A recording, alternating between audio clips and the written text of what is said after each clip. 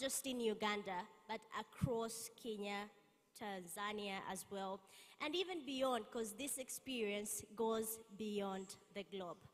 Mr. Innocent Kawoya, thank you so much for organizing this journey that transforms a lot and creates a lot of change. You're welcome.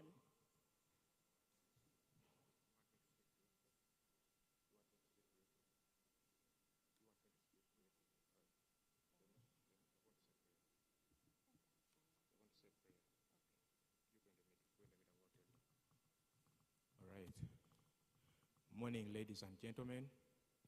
Thank you so much for honoring our invitation. My name is Nicholas Kalungi, the Chief Operations Officer, High People Foundation.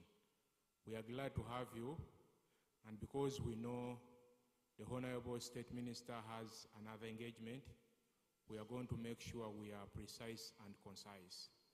The event ends at 2, but again, like I've noted, the Honorable Minister has to do other official duties. We are good to go. Yes, Honorable Minister, like Rita was noting earlier, 40 Days 40Fintechs runs every year. This is the 3rd edition. This year, to slightly correct Rita, we had 47 participants, including 38 from Uganda, 5 from Tanzania, and another 5 from Kenya. That's what we had this year. But to kick off this, I'm going to ask Rita to give a brief prayer. After the prayer, Fenon should play the Uganda National Anthem. After the National Anthem, we shall invite the CEO, and the CEO, High People, Mr. Innocent Kawoya, will thereafter invite the Minister to give her opening remarks and officially launch the 3rd FinTech Landscape Exhibition. From there, we shall go back to the program in that order. Rita with the prayer. Thank you. Ladies and gentlemen, let's humble and we pray. Dear Lord Father, we thank you for this beautiful day you have glorified. Thank you that we're all alive and we look good and we're all set for this day. We call upon your Holy Spirit, we call upon your guidance and your love and care that creates peace and a calm environment on this particular day. May all the participants that are come here take home something that will change their lives, inclusive of me, Jesus. And that I pray this day may create change not only around Uganda, but across the globe. In Jesus' name I pray. Amen. Amen. Thank you. Wendy. Shall we all rise for the national anthem, please?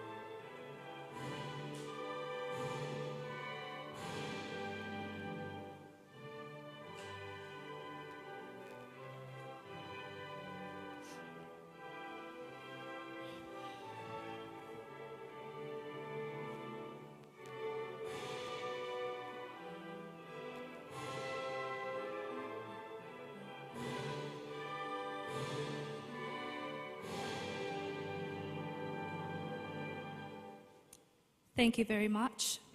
Shall take our seats. Yes, Wendy, thank you. And Rita, just like I noted earlier, I'm going to invite our CEO, Innocent Kawoya, to give brief remarks, who will then invite the Minister, State Minister for ICT, Honorable OHT Joyce Nabosa Sebugwawo. After the Minister giving her remarks, we shall hand over certificates, because the Honorable wants to give certificates to the participants of this edition. So we shall use 10 minutes handover certificates. Then after that, we have media from across TV, radio, and newspapers. We shall do a brief 10 minutes press conference from outside. So after the certificates, the media will join me. We would have set up outside for you to do a brief press conference with the minister, and then we shall continue the program inside. Allow me to take this opportunity to invite Innocent Kawoya, the CEO of High People Foundation. Thank you very much.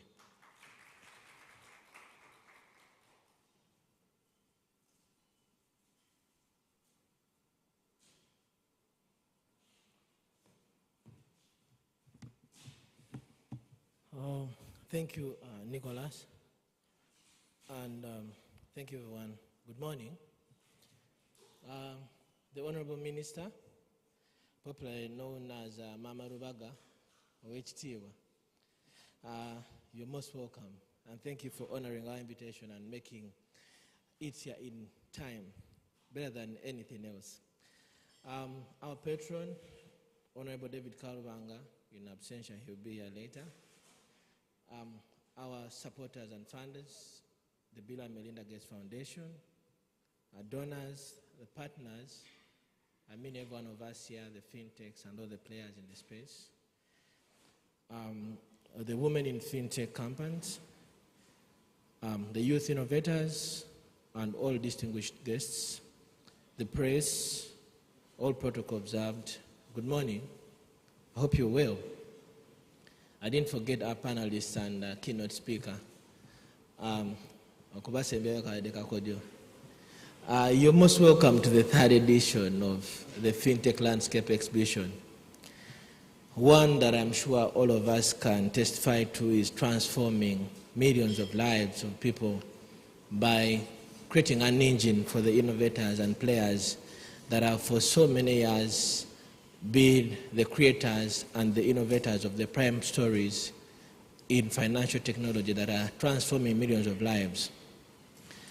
Well, banking in Uganda, for instance, has lived for the last 103 years. But FinTech and things to do with mobile money have lived for 14 years. The difference in inclusion is, up to today, traditional banks are managing up to about 5 million accounts. And mobile money is having 23 million accounts. And here are the FinTechs that are running circles, that are running utility payments, that are running a number of things. But importantly, we've been able to reach this point where our regulators, the Bank of Uganda and the rest, will believe that we have to create an environment that includes all of us and allows all of us to communicate, to interact, and also to innovate together. So we are here today to focus on the big things and the stories that we should put attention to make sure we innovate differently, but also we don't waste resources by making sure we collaborate. We go for approaches that allow us to interoperate, or to say interoperability, that allow us to learn from each other and create innovations that will sustainably allow us to serve the low-income users, but also ensure that us, the innovators, acquire profitable margins that allow us to innovate. I keep telling a number of the innovators that I meet that much as we want to serve, like High People has served for the last 18 years, and we've been doing a pro bono job, but Uganda, si gwajizala.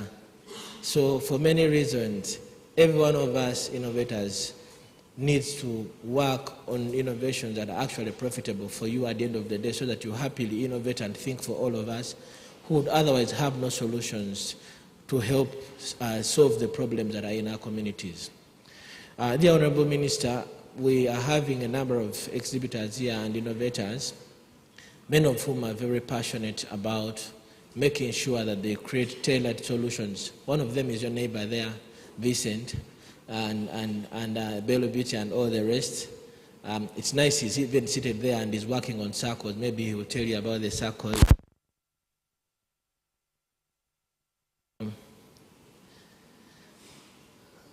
Sorry about that. Yeah. It happens. Yeah, it happens. I hope it didn't scare anyone. But it's many of them, some that you've been able to check through and interact with shortly. But this is a very fast-growing industry. 3 years ago, we were having about 63 fintechs operating in Uganda. Today, we have about 78 operating, and these numbers are growing faster.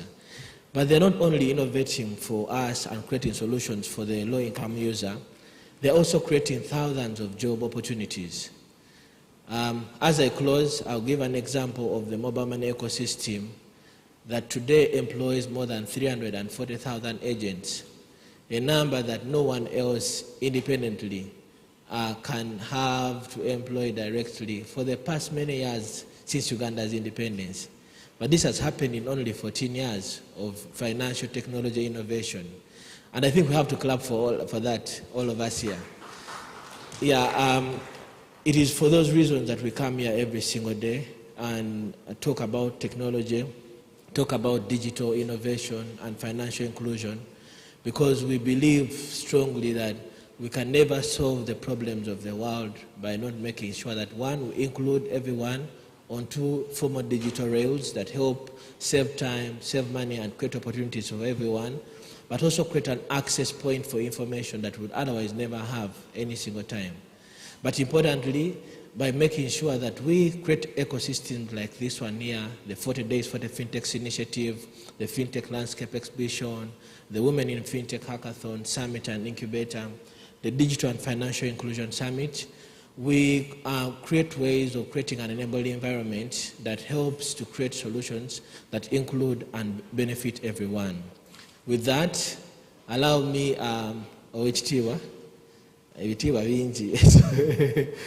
me take the initiative to welcome you and to request you to come and speak to us. Please, may we all rise and welcome our chief guest. Engalo tezibaluma.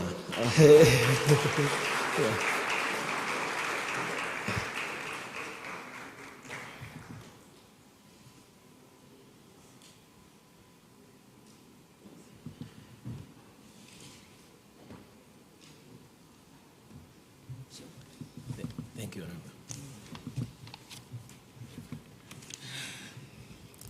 Thank you, CEO Mr. Kawoya, the great man.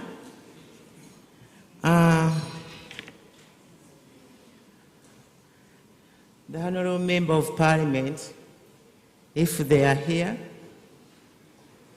High Hippo partners, donors and founders and Chief Executive Officer present, financial technology, FinTech companies, the women in FinTech, youth innovators, all distinguished guest dignitaries, members of the press and the media, all protocol observed, ladies and gentlemen. A very warm morning to you all. I'm so thankful and grateful for choosing me as your chief guest at this third FinTech Landscape Exhibition 2022.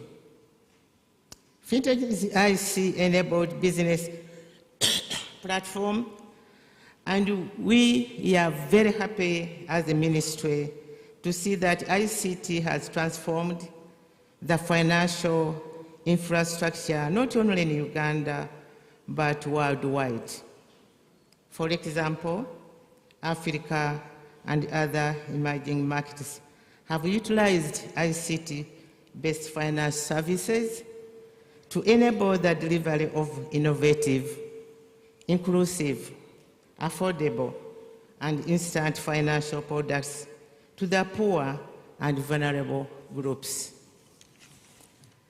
Digital financial services have helped to complement physical banking infrastructure, which has traditionally been used. This has enabled the establishment of closer relationship with customers and creation of convenience offerings.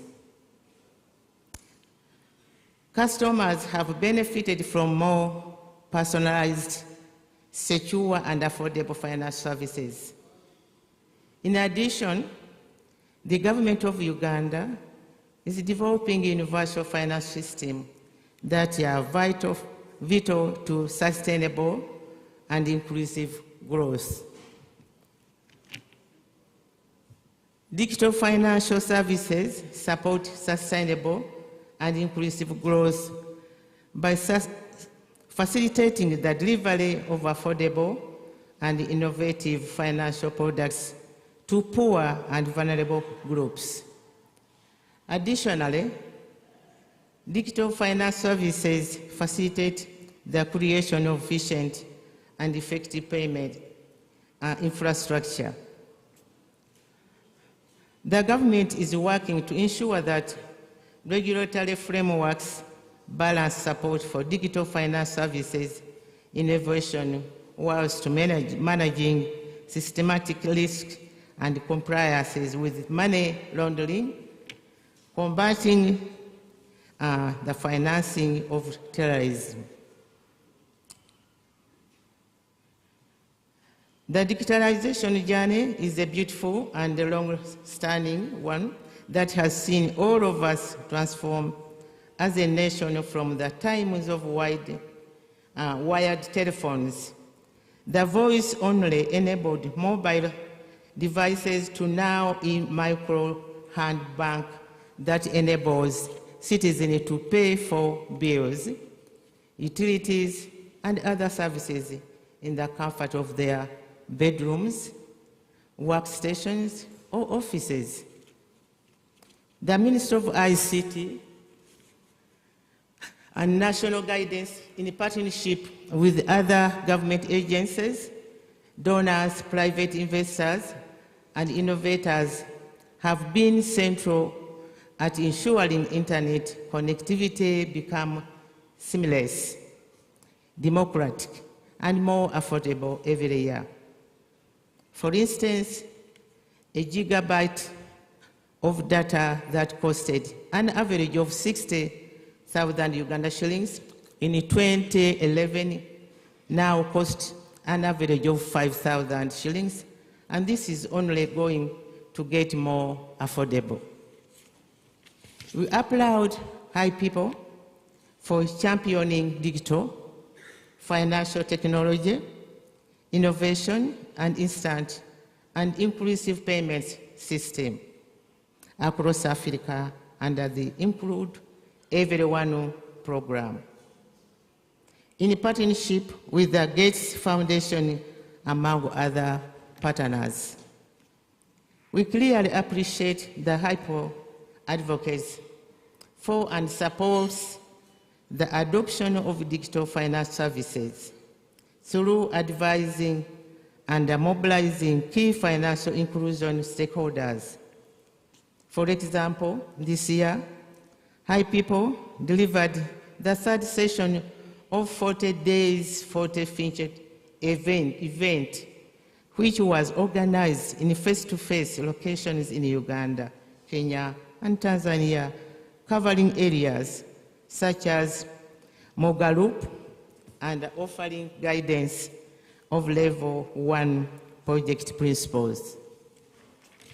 I'm glad to officiate the culmination of Season 3 of 40days40Fintechs initiative here at the third Vintage Landscape Exhibition.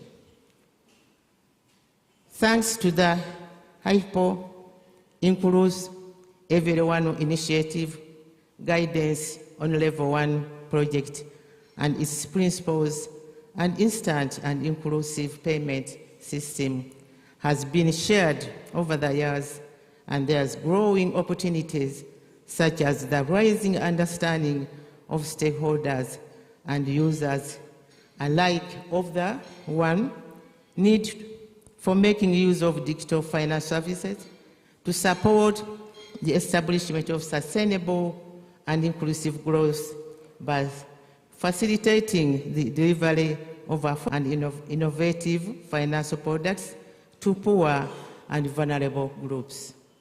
2, FINTECHs and their collaborators are making it easier and cheaper for customers to engage with the formal financial inclusive ecosystem. And 3, FINTECHs are encouraging transactional account usage through mobile apps, with a few growing super apps and USSD-based innovations that, thanks to the momentum this initiative is causing to the market. 4, digital financial service providers and FINTECHs are partnering that provide cheaper, timely credit by rethinking creditworthiness and modeling the traditional bureaucratic lending models. 5, thanks to the Hyper-Inclusive Everyone program and the vital conversion on interaction and collaboration, digital finance service stakeholders are reducing credit and insurance costs for smallholders and other excluded groups. Things such as micro-insurance policies have been introduced. On my behalf and on behalf of the Ministry of ICT and National Guidance and the Government of Uganda, I wish to congratulate participants of Season 3 of the 40 Days 40Fintechs initiative, and also take this opportunity to thank HYPO, the organizers of this program, and their partners, that is Gates Foundation, Moja Foundation, Cyber PLC,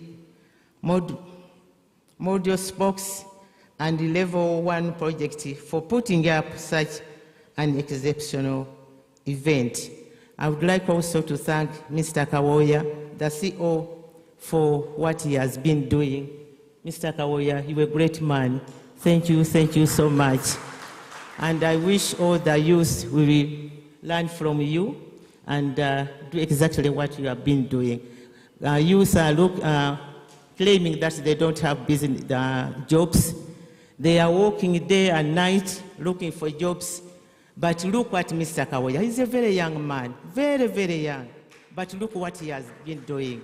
So please, emulate him and do exactly, learn from him and do exactly what he's doing. Mr. Kawoya, congratulate you so much, and I thank you so much. May God bless you. Thank you very much.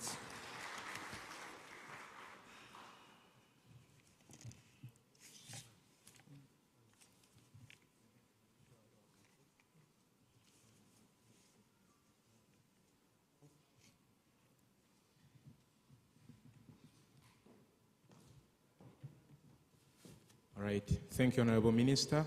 It's like I noted the Minister has another event with the President. In less than 5 minutes, we need to have these certificates done. When I read the organization, I expect one person to come here and receive the certificate. Simply one person. Card Pesa. These are the participants of 40 Days for the FINTECHs, those that kept time. MFS Africa, the photo team, MFS Africa, Pay Later Health from Uganda, Pay Later Health from Uganda, Agri-Share App from the Greater Luwe region.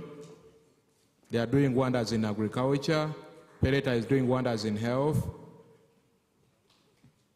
Airtel Money, very fast. Easy Money.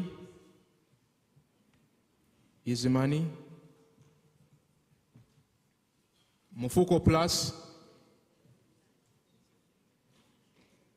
Mufuko Plus,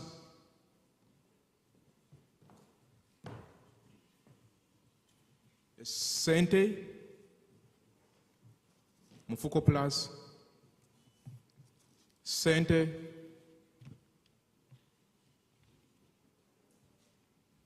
Mufuko Plus, then Sente, Kasaiba Technologies, the guys that are digitizing our transport industry with digital tickets for trains and buses.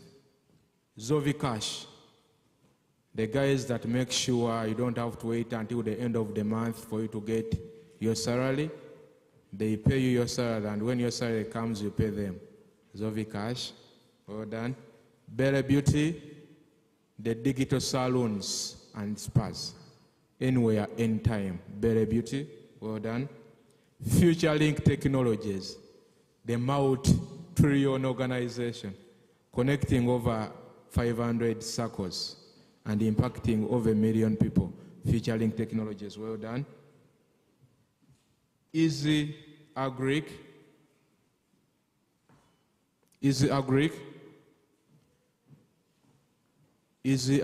Mercy.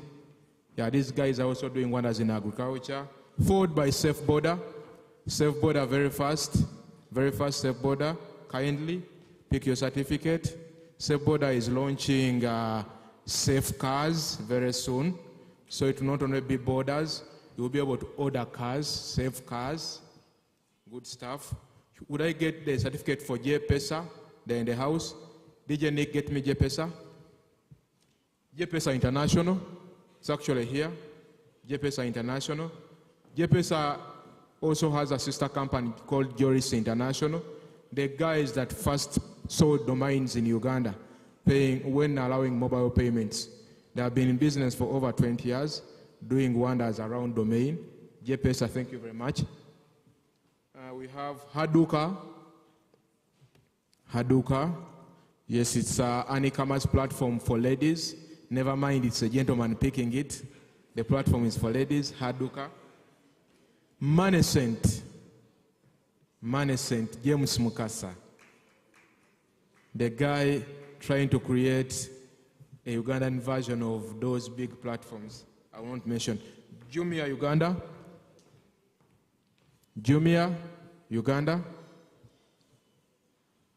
Linmat. Linmat is also an e-commerce platform. Please pick your certificate. Linmat, we are running out of time, kindly. Tawaza Digital Services. Kuzimba Services should follow. Tawaza Digital, then Kuzimba Services. Yes, Kuzimba, we are the winners of the 2021 Women in FinTech Hackathon. They have since grown and launched their e-commerce platform for construction, and they are doing very well. Efrans and your team, thank you very much. Merchandise Uganda, thank you and well done for coming. Merchandise Uganda is connecting over 1,000 traders to consumers across Africa. Pivot Payments, the team that is helping our brothers and sisters working abroad to make sure their money is safe, so that we don't have stories of people committing suicide because they worked overnight and sent their money to one Nicholas and used it to have a good time, promising them that they are building a house for them. That's what Pivot Payments is doing. Well done, Pivot Payments. KAU Uganda.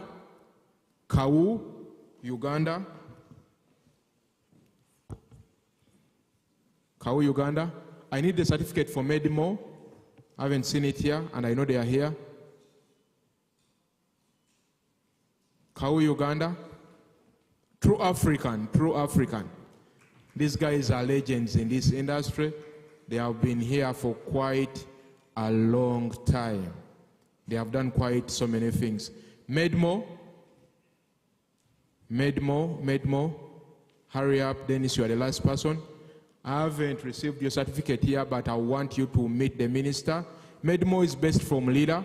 They are giving fuel loans to border riders. He drove from Lida to here. And the 40 Days for the Fintechs initiative went to Lira and did this feature from there.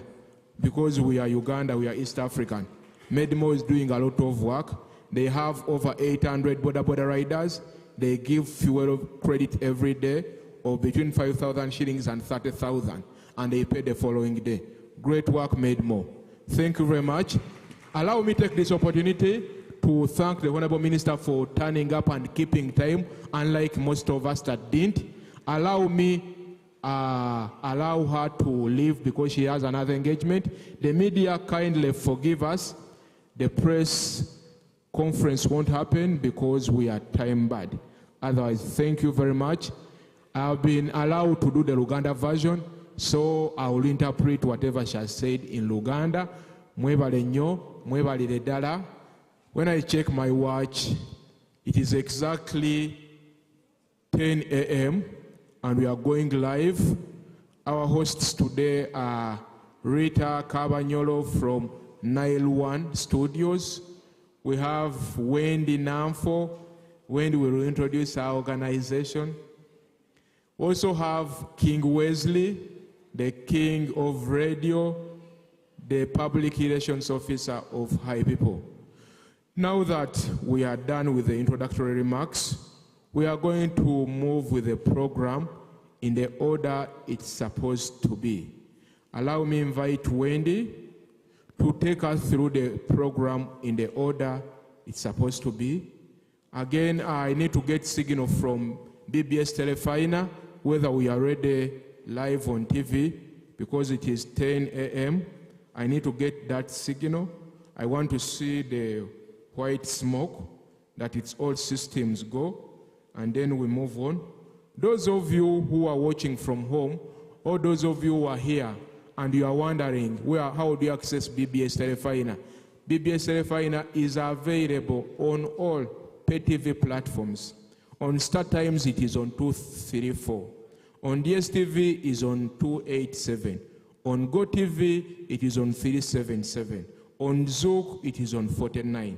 On Azam TV, it is on 146. It is also on free-to-air TVs. So really, you can't say you are not able to watch because the event is live on all those platforms. That's not all.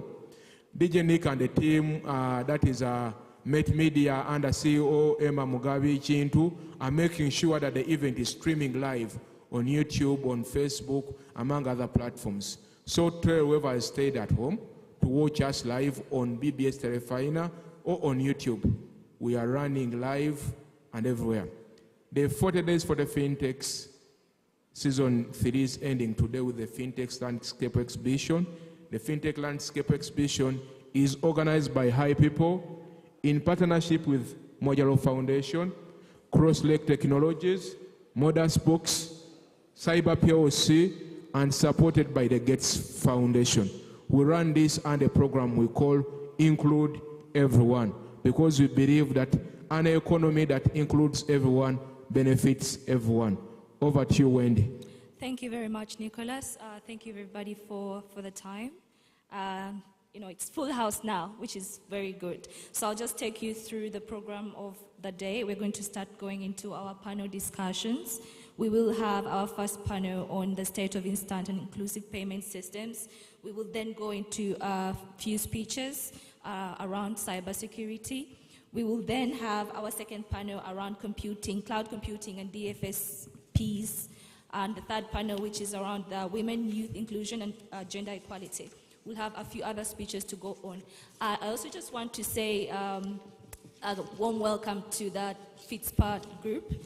FITSPA is the Financial Technology Service Provider Association. Welcome, it's really nice to be here.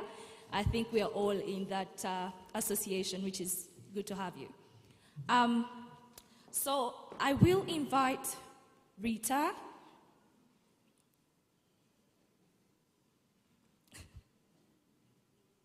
Why are you running away? So hi, people. I will be inviting Rita to take us to invite the first panel that will be discussing the state of instant and inclusion of payment systems. Thank you so much, Wendy. We will have that very soon, very soon. BBS, are we live? All right. Thank you so much, ladies and gentlemen who are around. My name is Rita Cabanyero. Plus, Wendy, did you introduce yourself? Very well, because we are live on BBS now. Telefine yafe. My name is Wendy Namfo from Kuda Financial Services. My name is Rita Cabanyero. I'm a business journalist.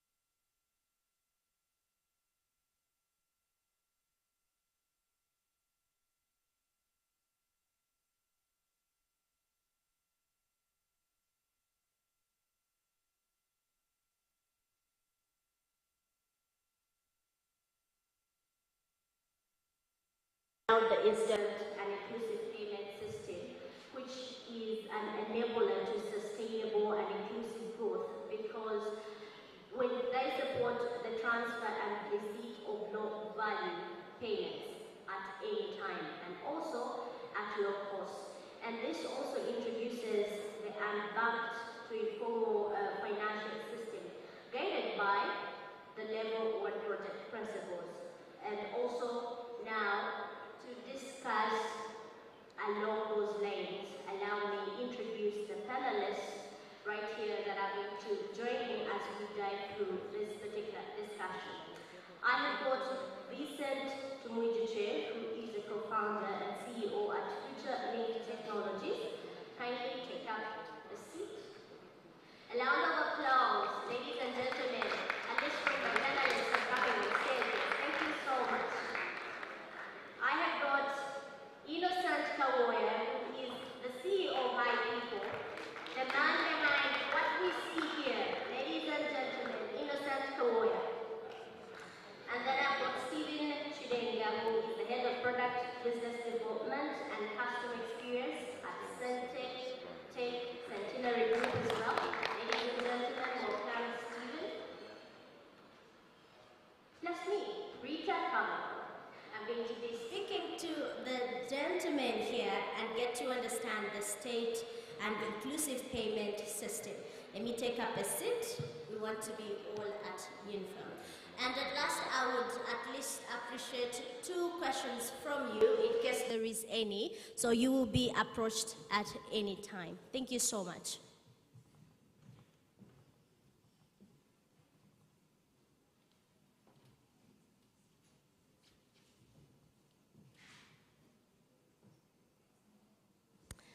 Testing, hello. You know, ladies, we...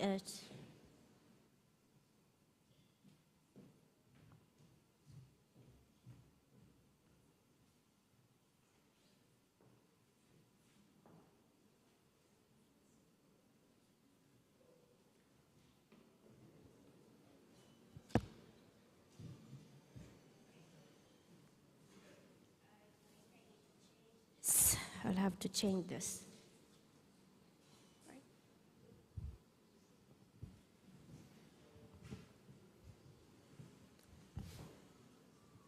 Please, let's share.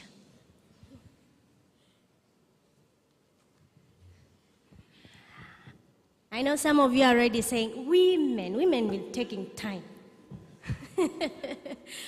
Yes, now let's get to understand around the state of instant and inclusive payment system. Like I introduced my panelists earlier on.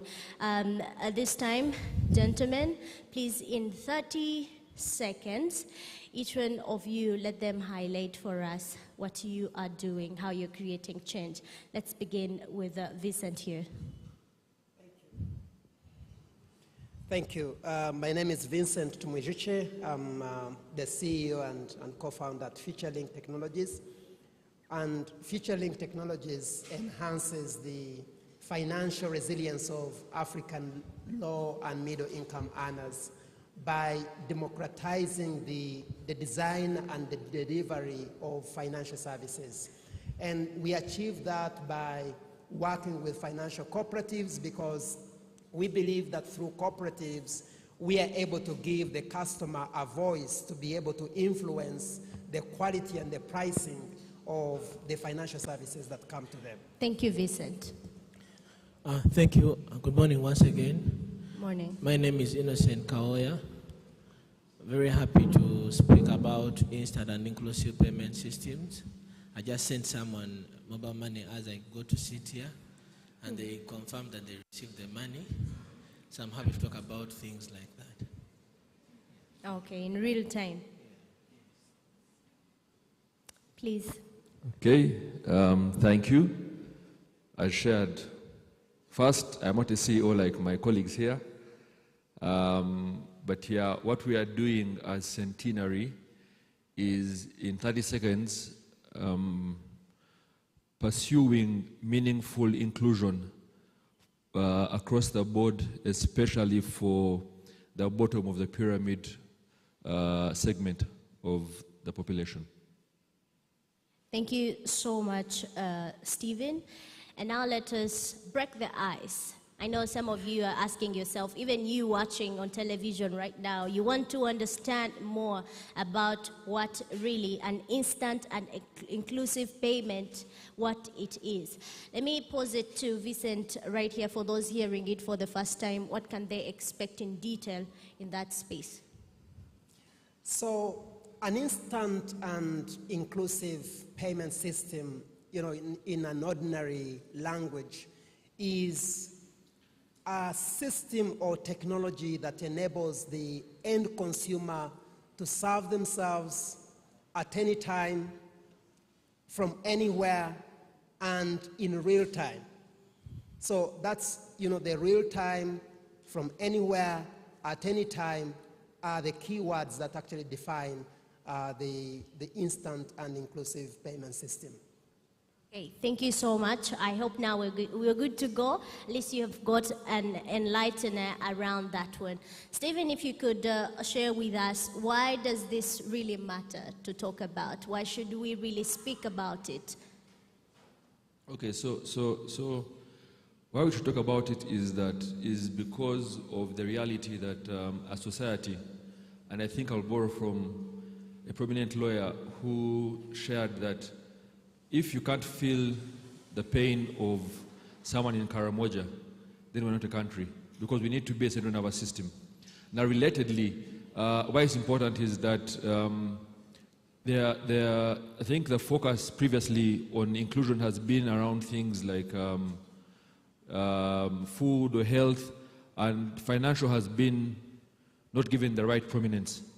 So right now what we are saying is that through technology and through digital, we can ensure meaningful inclusion. And that's why the discussion on instant and inclusion payments is important, because we need to bring to the fore, one, the challenges that are impeding the mass adoption of payments, of finance, and then two, discussing what we are doing. And this discussion extends both to government and private sector. So I think that's why we need to have this conversation this morning. Okay, thank you so much. For now, let us cross to Innocent Kawoya here to let us know why do nations actually and regions build payment switches, and giving us examples of maybe what we can refer to when we speak about payment switches, and also talking about the sub-Saharan Africa with the focus on West Africa. We have got achievements there already. You can refer that to us. Thank you. Thank you, Rita. Why do nations or regions have to build instant and inclusive payment systems? We seated here and probably every one of us relates or is associated to a DFSP, a digital financial service provider, whether mobile money wallet, a bank, or whichever it may be. And then next year we shall have the same convening like we have here in Tanzania at the same time. And I want to pay someone that is maybe manning the event, and they are having a Tigo Cash or M-Pesa, Vodacom, and I need to pay them. But I have to go through a number of channels to pay someone who has a phone like I do, who calls like I do in their country. Just a moment, a minute, in Mr. Kawoya. Let me just borrow the other microphone, if you don't mind. I'll just cross over. I feel like I'm not hearing you well. No, I can't. You will hear me, don't worry. Is it clear to everyone? Yes. Okay then, thank you. You overlike hearing me now. So someone like us here, innovators, wants to be paid, and I cannot pay them because I have to go through a lot of channels. When I have to go through vendors and vendors and vendors just to allow one payment. Yeah. I borrowed money from Wewole, and I have money on my Mosente wallet. So one is on MTN, the other is on Airtel. But I want to pay directly for that loan that I borrowed. But I still have to first go and withdraw money, put it or send it to an MTN or an Airtel line, and then get it to pay my debt. And that is crazy. But importantly, when it's crazy, it also becomes very expensive. If it is expensive for all of you here that are looking good, then it's very expensive for the farmer that is looking for 20,000 shillings to pay for pesticides. It is very expensive for an individual who has to buy salt of 1,000 shillings and have to budget for it, yeah, and plan prior to buying it a week before. So when we build instant and inclusive payment systems as governments or as private sector, we allow, first of all, cutting down of costs for every one of us. So meaning a transaction that would have costed 300 shillings might go down up to 10 shillings or 30. Understand that. It feels like I wanted to know more and more, because when we speak about transactions, and then you are at the receiving end, and then I'm sending to you, there is a lot that happens. At some point we're all complaining, let me just not do that, we can use this. I don't know how favorable that is from what you are telling us maybe right now. Rita, building an instant and inclusive payment system, or a switch for that matter, means we are also building interoperability at the same time. So imagine if all of us here, the fintechs, had participated in the season 3 of 40 Days for the Fintechs, are all subscribing to one switch, whether they are SACCO operators, whether they are micro-lending operators, whether they are aggregators, whoever they may be, and can all allow easy aggregation and delivery of payments through each one of them. Of course, leveraging things like the third-party payment initiator, among other things. Okay. It would mean that every one of us here would seamlessly pay anyone, any day, any time, conveniently, without having to have that math and biology. Thank you so much, Mr. Kawoya. Let me cross to Stephen here to share with us what the state of implementation on instant and inclusive payment system is in Uganda, and how we are moving to achieve that particular journey. Stephen. Stephen. Yes. You mean Vincent or? Stephen. Okay, thank you. Thank you. So the status, I think, is important also just to appreciate where we've come from. it's only, I think 2009 is when I was still a young man without gray hair in my beard, at MTN, when we started mobile money, being the second country in the world after Safaricom in Kenya. And what that did is that it debunked so many notions that you had to you had to be educated, because now you had my grandmother in Mitiana being able to just know that where is the center, you dial star 165. That time it was 185. So I think we've come a long way in trying to do that. For a bit of context, I think mobile money transactions right now form the bulk of financial transactions in Uganda. Yet you've got banks that have been here from the start of time. So from a perspective of implementation, I think we've seen most of the financial institutions coming on board. Personally, where I am, Centenary Technology Services, our sister company, Centenary Bank, has gone out very aggressively to roll out these inclusive payments. And I think the testimony of 46,000 VSLs, Village and Saving Loan Associations, being under Centenary, the biggest number in Uganda, speaks to the effort around that. Because we appreciate the fact that the guys at the bottom of the pyramid, who are why we do what we do, it's within our DNA to see how to improve them, have adopted that. So I think where we are right now is that there's still a lot more to be done, especially around security, to give the customer or the consumer confidence that when I send my money, it reaches there. Or that when I have a problem, and I think Uganda was the first country in East Africa to implement a data protection and privacy law. And that speaks to the need in creating an enabling environment. So I think as a nation, we are right on track, because if you look at the infrastructure, we have about 30 million mobile phones now, according to UCC. And that means that 1 in every 5 people in Uganda has a phone or access to a phone. That's from a perspective of because you need to look at it, and sorry if I'm taking beyond my time, but I just feel like this is a very critical point. Please go on, in less than a minute. You've got to look at this from a perspective of demand and supply, if we now go to economy. On the supply side, there's been interventions both from government and private sector. We've seen an increase in the internet being brought to Uganda. We've seen an increase in the smartphones. We've seen an increase in the fiber. Now, from the demand side, we now need to, as a collective in the room, begin to increase the demand for it, and that is through applications, through things like Wewole, through things like Safe Border now is going into cars, etc. So I think there has to, the status of it is that we must increase the demand we must increase and spur demand for inclusive payments, because from a perspective of the supply side, we are quite ahead. Yeah, thank you. Okay, thank you so much.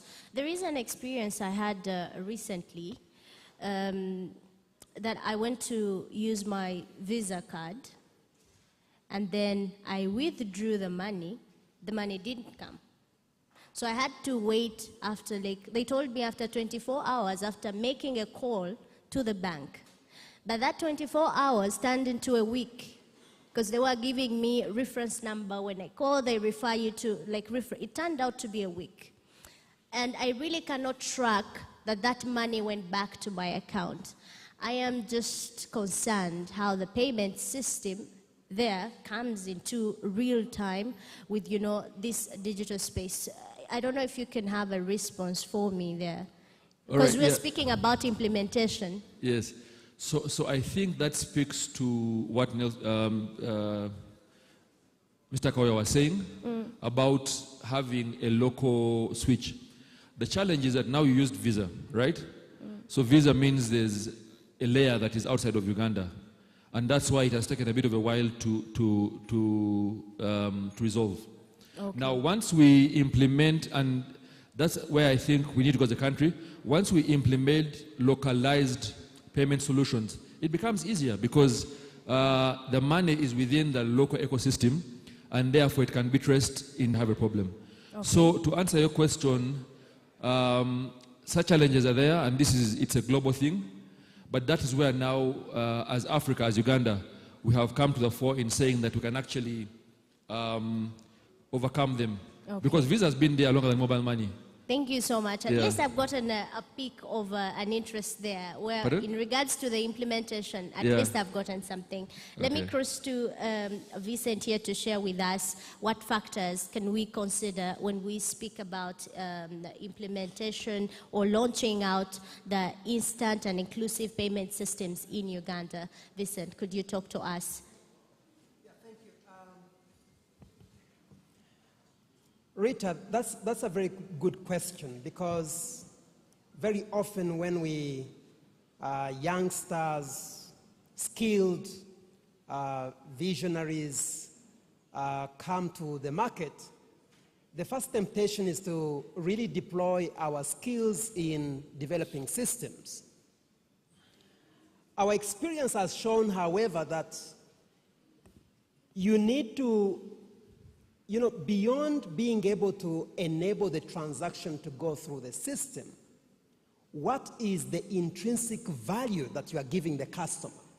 The value proposition. So much so that even after they have made the payment, what impact are you actually creating?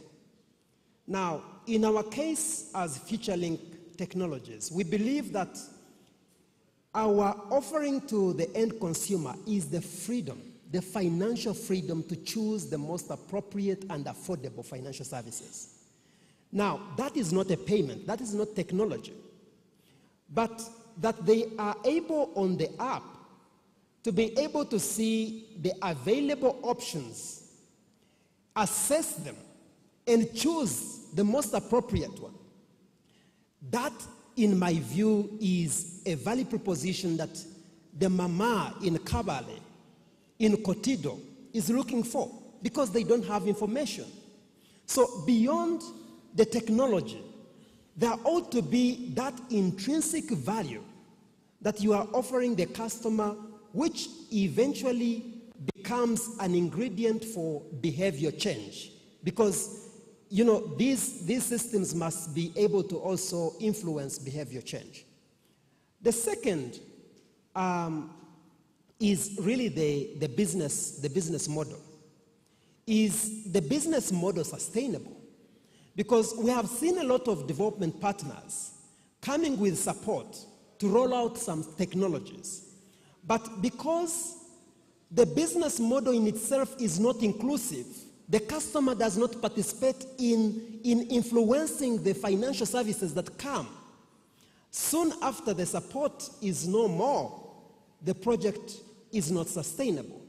So if you look at the work that we're doing, with PEWESA, for example, PEWESA SACCOs, enabling these community-led financial institutions to design their own products, but also have the ability to scale them. Okay. That is now a business model that incentivizes everyone that is in the value chain of the delivery, but also in the design of the financial services. Okay, thank you so much. You mentioned something, how participatory the end user is. For me, I thought we're just at the receiving side. If at all everything is okay, I can transact at affordable price or cost, and then I'm receiving in real time. I don't need decisions to participate in your business model. You will get to that maybe as we're coming through. But Innocent, we have got private sector and versus regulatory, that is, or government-led instant and inclusive payment system models. We're wondering which one to take up. Which one is better approach to take? Thank you, Rita. Now, let me take a selfie here. Now I'm sending this photo to Wendy here. That is private sector. That is private sector? Yeah, we have freedom to do things our way so many times. Okay, right? okay. Wendy, please confirm when you receive it. Yeah? That is private sector. Okay. And then we had the Honorable Minister here, right? Mm-hmm. And you can notice the protocol and whatever approach there may be. We have doctor here from the central bank. He will tell you whatever procedure they follow, whatever. I mean, even a meeting has to be organized a certain way. The chair of the meeting has to sit a certain way and dress a certain way, right? And what does this mean? We are totally two different entities. Private sector is totally different from government. So question is, should we go government? Should we go private? So just imagine. Or should we take both? No, I'm going there. So just imagine if the Honorable Minister came here today and we had a paper that we had signed, all of us here that are participating, and we said we want to build an instant and inclusive payment system that is private sector led, and all of us have signed, and she comes and signs on it. Do you think that policy will ever fail? So they are government, we are private sector. We need each other for that reason. We need the guidance. Like someone will tell you that banks might not be very necessary, but banking is a need for all of us. So the banks will have to be here all the time we need to do anything to do with money. So in the same situation, yes, we need all of us on the same table. But it is best that us as private sector actually converge and agree to the things that we need as the players, building our own rails, like building an instant and inclusive payment switch for us. When we agree to that, all of us, and say yes, yes, yes, and we all sign, the Bank of Uganda will come and just help us use their regulatory sandbox easily, because the private sector has said they want. We contribute to majority of the growth of our economy any day, any time. We employ the majority of anyone that can ever employ in the world, not only in Uganda alone, whether you go to America, wherever you may go. So can we appreciate our value and make use of the infrastructure that government has created, so that if they have created policies and regulations and we think they're not favorable for us, we are able to talk them out and ask them to do better for us, but also convene them. I would love that the next events like this we have some papers we want government to sign. We agree. The minister will not move out before signing, I can assure you. Why? Because we are the stakeholders that make this happen. And they are the ones that are supposed to offer us guidance and regulation. Hope I've answered your question. Thank you so much. What I'm picking there is that when the private sector is divided, probably there is no really water flows or progress in whatever we're doing. Maybe that is true. You can correct me. No, exactly. I mean, sorry to mention, but even among us, especially for the fintechs, there are many things we're not supposed to be fighting about anymore. When we are here, this is supposed to be an international day for fintechs. All of us are supposed to be here because it is a place for us to show, to tell our stories, to celebrate the milestones we have achieved. Okay. But not everyone is here today, you can be sure. So, what does that mean? Of course, majority are here. But why would you stay in the bedroom when your friends are busy playing football?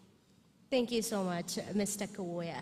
Vincent and Stephen, this one goes to you, and I'm requesting each one of you to have less than 2 minutes to get to it, sharing with us what interoperability issues lead to exclusion of poor and vulnerable groups from the formal financial systems. Let me begin with Stephen there. All right. I'll request her to just give me 1 more minute so I can segue into what Innocent said around the value of working together. And I'll use the example that we all know. Do we all remember when a tax on mobile money transactions was introduced about 3-4 years ago? The truth is that didn't happen out of the air. It was because the bankers got together and they were able to lobby, because they saw what mobile money was doing. Okay. That is the value of working together. Once you get together, you can cause change, you can cause impact. So it is, and the fact is that afterwards, you had a tax on mobile money withdrawals, but no tax on ATM withdrawals. So you can see what happens when you actually come together. And so, Innocent, I think that will be your job to do as our convener here. But to answer your question, yes, please. Yes, on the challenges that relate to instant payments and the fact that there's a lack of interoperability and exclusion, I think The first part would be to that whole notion of partnership. But I think the second part is that as financial institutions, we have got to work with FinTech to be able to do some of the things here. And I'll give an example. Well, FinTech and the ecosystem of technology. An example is that in where I come from, Centenary Group, who own the bank and Centetech, their focus is the bottom of the pyramid. Now, bottom of the pyramid does not, as an aggregate, know English.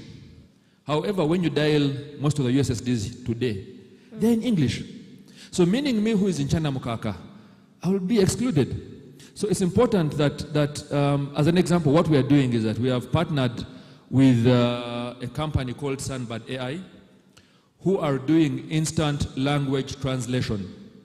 So what this means is that once I have a service, someone who speaks Ateso, someone who speaks Runyachitara, someone who speaks English will have the same instant access.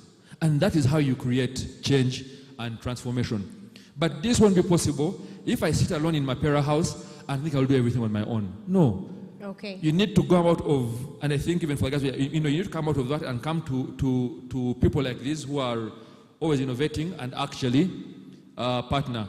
And maybe now I'll use this chance to maybe share in what's happening. So Centenary Group has, just one more minute. I'm going to come back to you to share with me that about Centenary Group. But Yeah. for now, let me cross to Vincent here. Okay. I'm sure I'm going to give you that to share with us the interoperability issues in that regard in less than 2 minutes. Yeah, thank you, Rita. I think that just to look at why do we really need to interoperate? Why do we need to have systems really integrated and seemingly so? True meaning value that affects and influences behavior change must be complete, and it involves many stakeholders. And for that reason then, at the forefront, we must be open to this approach. Now, in approaching this, certainly you have different cultures, different organizational cultures that come to affect the confidence of the user. If one organization does not, for example, uphold integrity as a key component, integrating with them can actually substantially expose you. So the confidence element comes in the sense that you need to have some benchmark, and that's where the regulators come in, because the regulators are able to establish a minimum expectation of all the players. So organizational culture, which can be achieved through regulation, is one area. The other... You have 30 seconds for that. Yes. The other is pricing. If you have organizations that look at just their small ecosystem as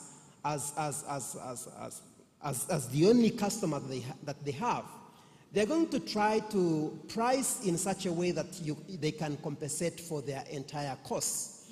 But effectively, that becomes a barrier, because then you have different people charging different charges, in total disregard of the effective overall cost to the end consumer. So again, pricing comes in as a barrier which really excludes a number of people. And the approach is that we need to be mindful of the customer that we are actually serving. Thank you so much. And lastly, let's cross to Innocent here to share with us what are the long-term implications on financial inclusion of instant and inclusive payment systems that are not actually being deployed. Thank you, Rita. My friend from Bank of Uganda just on Wednesday told me that their bosses have refused to release a budget for marketing inclusion because they plan and target to have an increase in number of included people of 15% every year. So far they have had only 3.5%, and we are in August. And so they're not going to get money for marketing and their advocacy. Why? Because many times we've been talking about interoperability. And we've now had most of the would-be benefits of digital financial services and mobile inclusion. We've had whatever bit of showcase we would have. I mean, the story of mobile money started with people having boyfriends and girlfriends having to send them money and buying airtime, and then going to a store and sending someone the scratch card number. You sell the 10,000 card at 8,000, get the 8K and go and have lunch. The story has grown in just about 17 years from those scratch cards that are not existing in the market right now. And now, everyone that has a mobile phone, not a smartphone, knows that they can receive money using that phone, as long as they have a SIM card. So, but then, not everyone is comfortable sending across a network. Not everyone knows that with my mobile money, I can pay to a circle. Not everyone knows that I can pay school fees and all that. So if instant and inclusive payment systems are not built and put as part of the rails to make sure we accelerate inclusion, what will happen is some people are going to die without ever being included. That is going to happen for sure. Okay. The other is that in we 30 are going seconds. to slow down. Yeah, those are 30 seconds. Thank you. Thank you so much. My time is actually done. Nicholas, I'm requesting for just a minute. No, before they leave, we have questions from the audience. I understand F. France from Kuzimba has a question, and Dennis, they already sent a message on the project coordinators' Twitter that they have questions. So F. France, this side, one question, and Dennis on this microphone, one question. Precise and concise, your name and to who you are targeting the question to. I understand there are still other questions, but let us first address these two. F. France. Hello. How are you? Hi, people, rather. Hi. All right. Mine is to Vincent specifically. I know you have answered this a bit, but I hope you give it more emphasis. How is FutureLink Technologies helping women at the bottom of the pyramid to get financially included? Thank you, France. That is for Vincent. Take it on, Vincent. Thank you. With women, we did some research, and we found out that one of the barriers to women accessing financial services is that they needed privacy. Because when a woman is seen at the banking hall by the husband, very many, that night is a moment of domestic violence because the husband is demanding for the money. So enabling the woman to be able to transact in confidentiality from their home enables them now not to keep the money with their friend, now not to lend it to their relative, but to send it to the circle. And we have one experience that we had in Shema. This woman used to save just once a month. But now they are able to save every day because they sell, bananas from their banana plantation. And they've been able to actually access affordable credit for the manure, for the banana plantation, and that's the kind of transformation. So a woman needs privacy so that we can avoid or at least mitigate domestic violence. Okay, so you mean when I'm saving in the circle, I'm hiding, like nobody's able to find out that I'm saving using circles?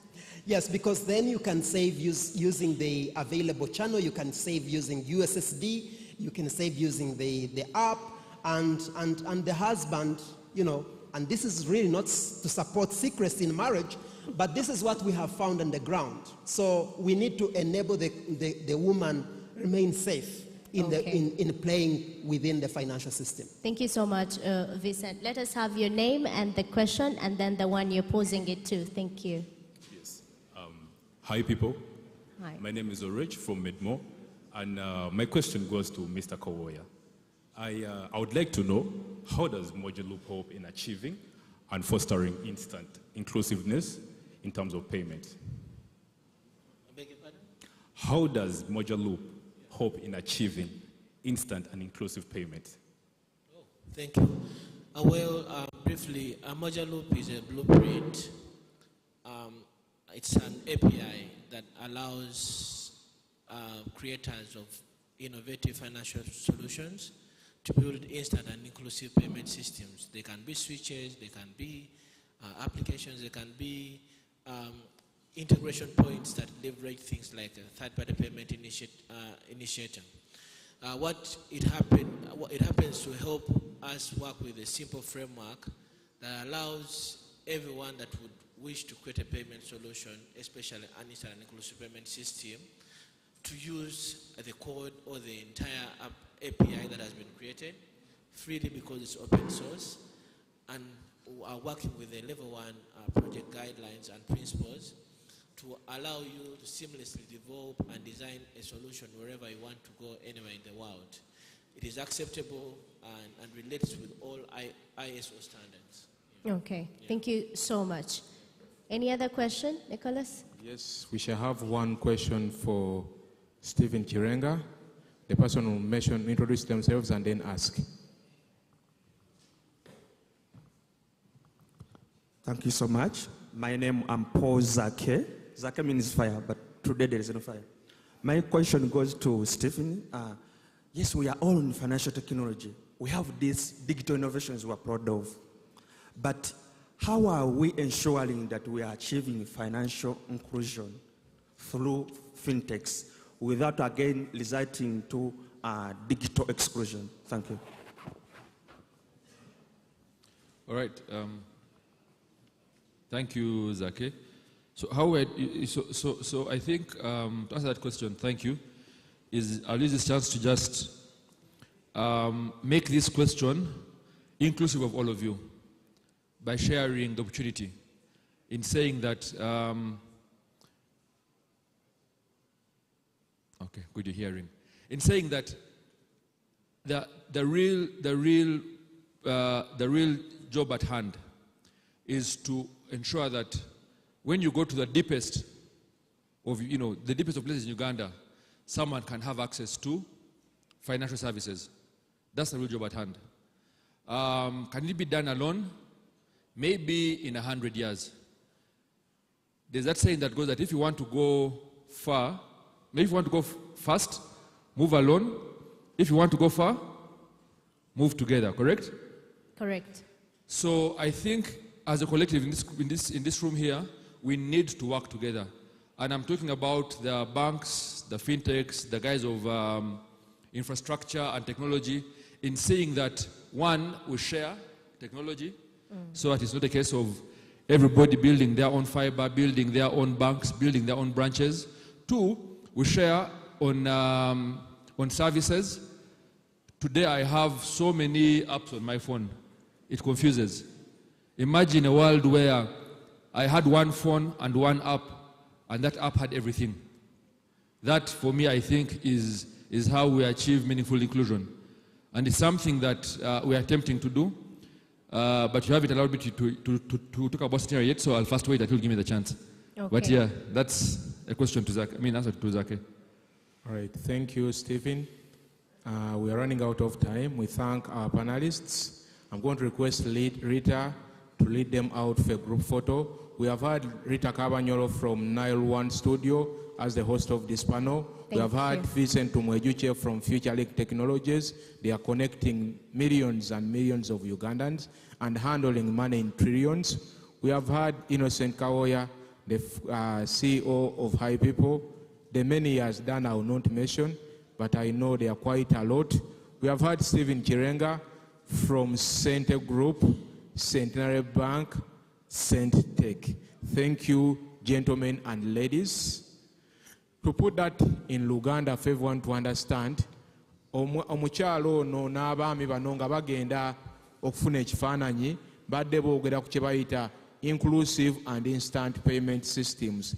Ekitegeeza mu lulimi olunnabuddu nti w'obeera oli ewammwe ekyabadaaza oba ekyazanga, osobola okuweereza ssente amangu, osobola okusasula amangu, amasannyalaze ne gajjirawo maama we asobola okuweereza sente za school fees mu kifo ky'ozijjayo ate abayaye bazikusaleko ensawo n'osasula emakeera oba ekyambogo nga tozijja ku ssimu yo. So instant and inclusive payment systems, ebintu ebikolerawo nga bituyamba okusasula n'okubeezaawo obulamu bwaffe. Ladies in the audience and gentlemen, thank you for being attentive. Ladies and gentlemen, please go for a group photo.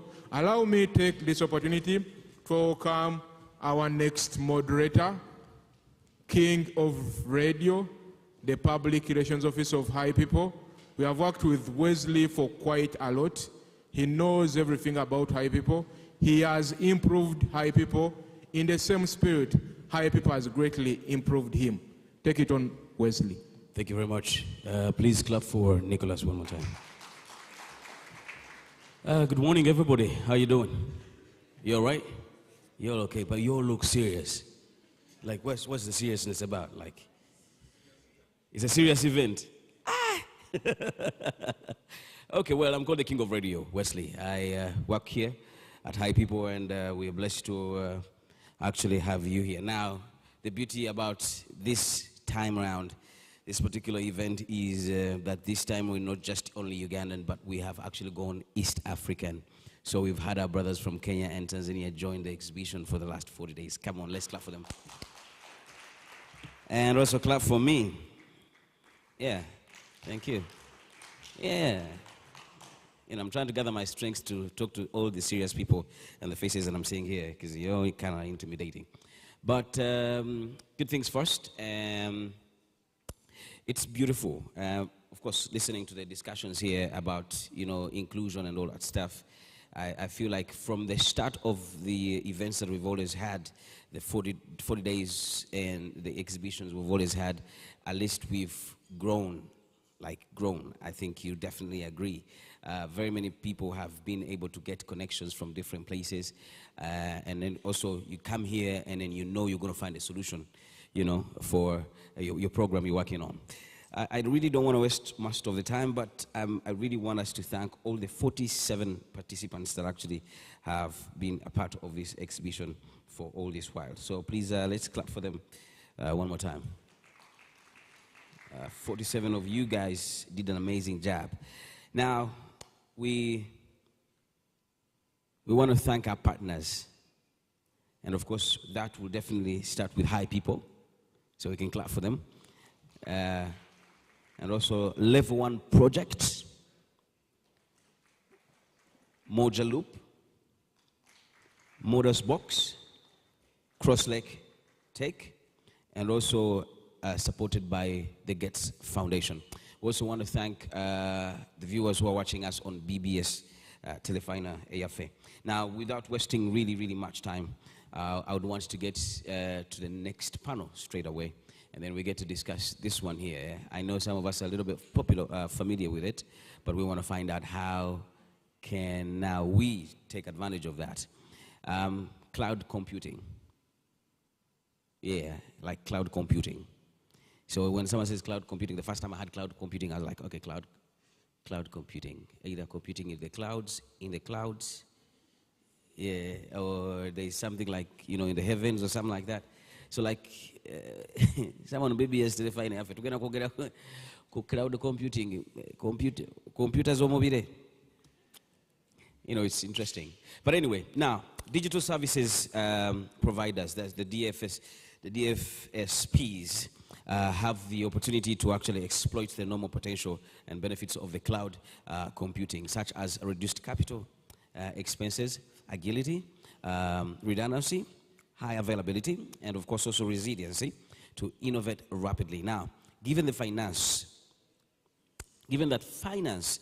is one of the most regulated sectors, now DFSPs must build the capacity to implement the cloud computing solutions that are secure and cost effective, and of course also meet the relevant regulatory and compliance requirements. Now, the team that I'm going to invite here next is definitely going to help us dissect into what cloud computing is and its relevancy, how to go about it, and all those things. So allow me, ladies and gentlemen, invite Mr. Joseph Abdi the founder and CEO of JPESA and Joyous International.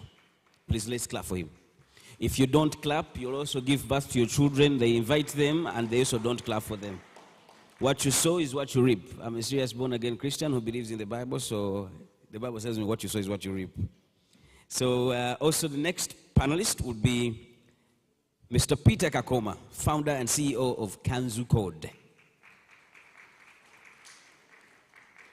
We also have Ms. Cleopatra Kanyinyuzi, the co-founder and instructor at Club Tangaza. Lastly, on this beautiful panel, we'll also have Mr. David Egwell, NOC manager and Raxio Data Center. NOC means Network Operations Center. Please, let's clap for them as they come through. All right, okay. I'll definitely join them on this panel.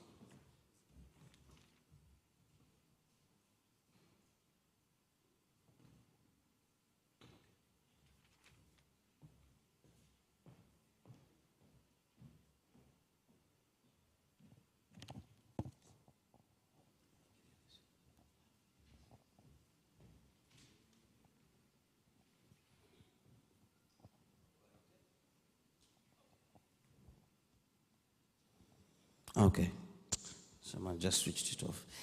All right, okay. First of all, I'll give you a minute to say hello, but we'll try to be a little bit audible so that we can, so that these guys don't increase the microphones to get some feedback. So I'll, of course, ladies first. You look so beautiful. How are you? Yeah. Hi. Hi. Hi, everybody. Yeah. It's an honor to be here. So thankful to High People and partners for having me again on this platform. Do you want me to introduce myself? Oh, yeah, sure. Oh yeah. So I'm Cleopatra Kanyinyuzi, co-founder and CEO at Club Tangaza. Club Tangaza is a coding and software development platform that is skilling children and teenagers. So we are basically preparing the next gen of innovators in the fintech space and the other fields in the digital tech ecosystem. Thank you. Thank you very much. Hi people. David Egwell is my name. It's an honor to be here. I am from Raxio Data Center, the first carrier-neutral and cloud-neutral data center in the country. Our aim and what we intend to achieve in Africa is including everyone in the digital revolution, a data center at a time. We have a data center in Uganda that is non-enterprise, free for everyone to use. We are spreading data centers across Africa. The more you spread data centers across a region, you improve the internet experience. And for the purposes of this discussion, it's how quickly fintechs and DFSPs can bring their apps to market. Thank you. Thank you very much. Yes. Hey, a very good morning to you all. My name is Joseph Abdi from JPESA International. JPESA was the first company in Uganda to come up with a mobile money API. That it was about 2009. Before even the telecoms ever thought about having an API in the market. In fact, it took 5 years later for the telecoms to come up with an API. I know you should be wondering how come we didn't hear about it. Well, a couple of users did know, including iPeople. Back then they used our API to process transactions online, automate mobile money. I also come through a company known to most guys who have done hosting services, who have had a website here in Uganda, a company known to as Jolly's International, the first hosting company as well. And back then in 2004, we were the first persons to sell a domain name, an international domain name in Uganda. And so today I'll be representing Jolly's rather than JPESA, the payment service provider. All right. Thank you very much. Morning, everyone. My name is Peter Kakoma, and I'm the founder and CEO of a company called Kanzu Code, where we build digital solutions for businesses and communities. And specifically for our region, we've focused on building a platform that helps SACCOs and microfinance institutions make the most of technology in simplifying how they do what they do. Yeah, thank you. All right, thank you. Thank you very much. Now, I'll just, for the interest of time, I really want to go straight into the questions. I'll start with you, David. Now, to start off, what is cloud computing for a layman person who is actually watching us right now on BBS and also the world, and also why is it an important issue at this particular time? Okay, I'll speak to everyone in the room. Yeah. I believe each of us have changed a smartphone at least once. Yes. And we've not only wanted to change the phone, we demand that everything moves across. So it has become so easy that, for example, a Samsung will tell you, put the phone next to the other, and you will find it has synchronized. Think about where that data is stored. Let's even bring it closer. Some of us have had email addresses before we had mobile phones or smartphones. Think about that picture you've sent across the world. Where is it stored? Well, that picture is stored in a big computer somewhere across the world. So anytime you're thinking a computer across the world, in another country, in another location, think about an acronym called a cloud. Oh, okay. Yes, so we interact with the cloud every day. You have Google Drive, you have Google Photos, you have iCloud. Those are embodiments of the cloud to the layman. Yeah. Now, for the purposes of this particular discussion, many of the techies are using AWS or Amazon or Google Cloud. That is the fastest way for you to take your app to market. By putting it on Google, you expose it to the rest of the world. Before the year 2000, you would have an app on your laptop, develop it, then you would have to take it to a public data center. There is a new buzzword in the tech industry called DevOps.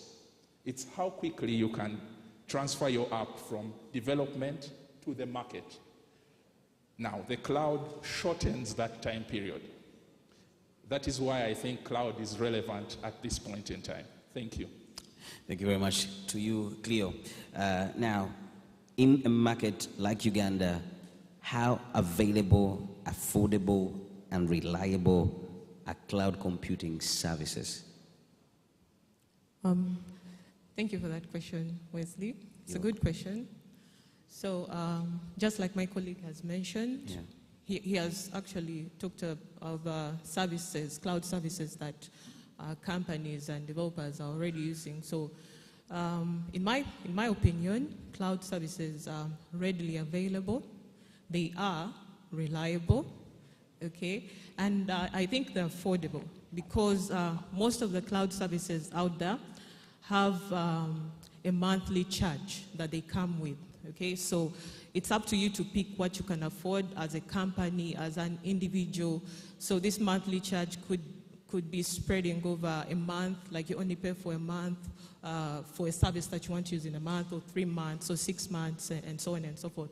So we have companies, we have representatives here, I think from like Jumo, Cellulant, okay, and these companies have actually used AWS that my colleague mentioned, Amazon Web Services, to build their platforms, and we're using these services to get loans, to process our data, to check our balances and send money across the globe or even within the country. So you can see we have actually been using these services quite a while.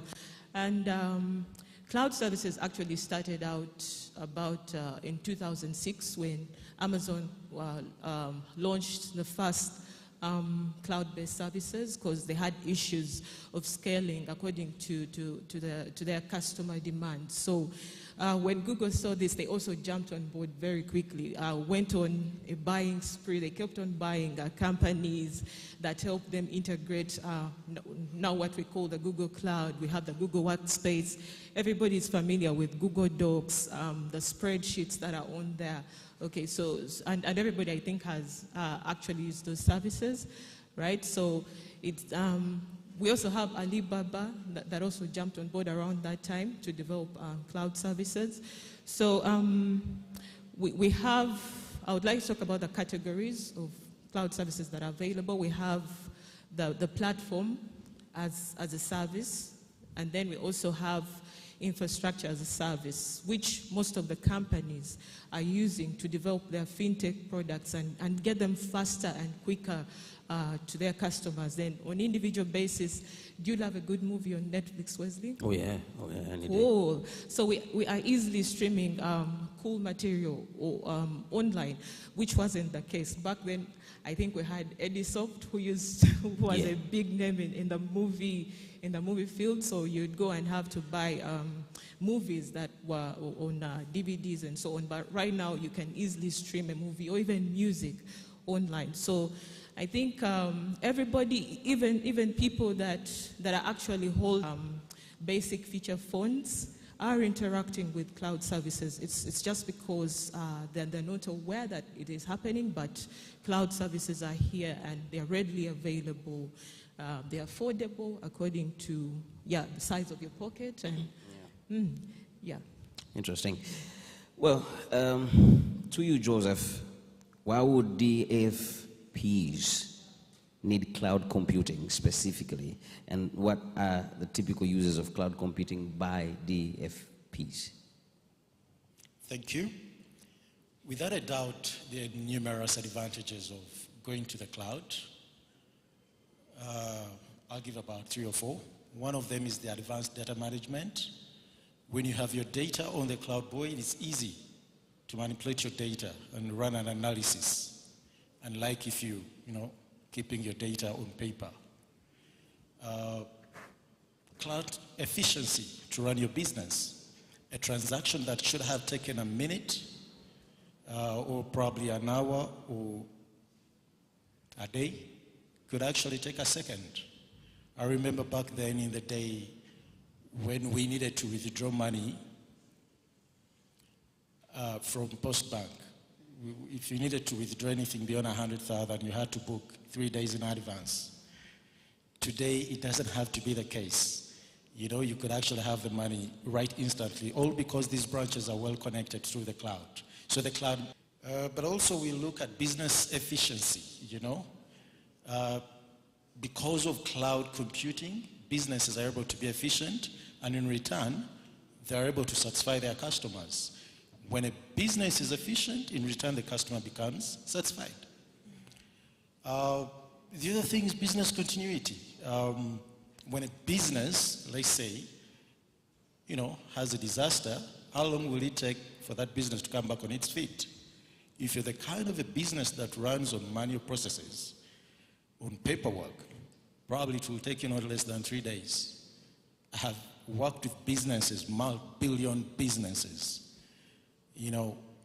where an error happened and it just took them less than 10 minutes to get back on their feet by simply restoring data that was, as big as a terabyte.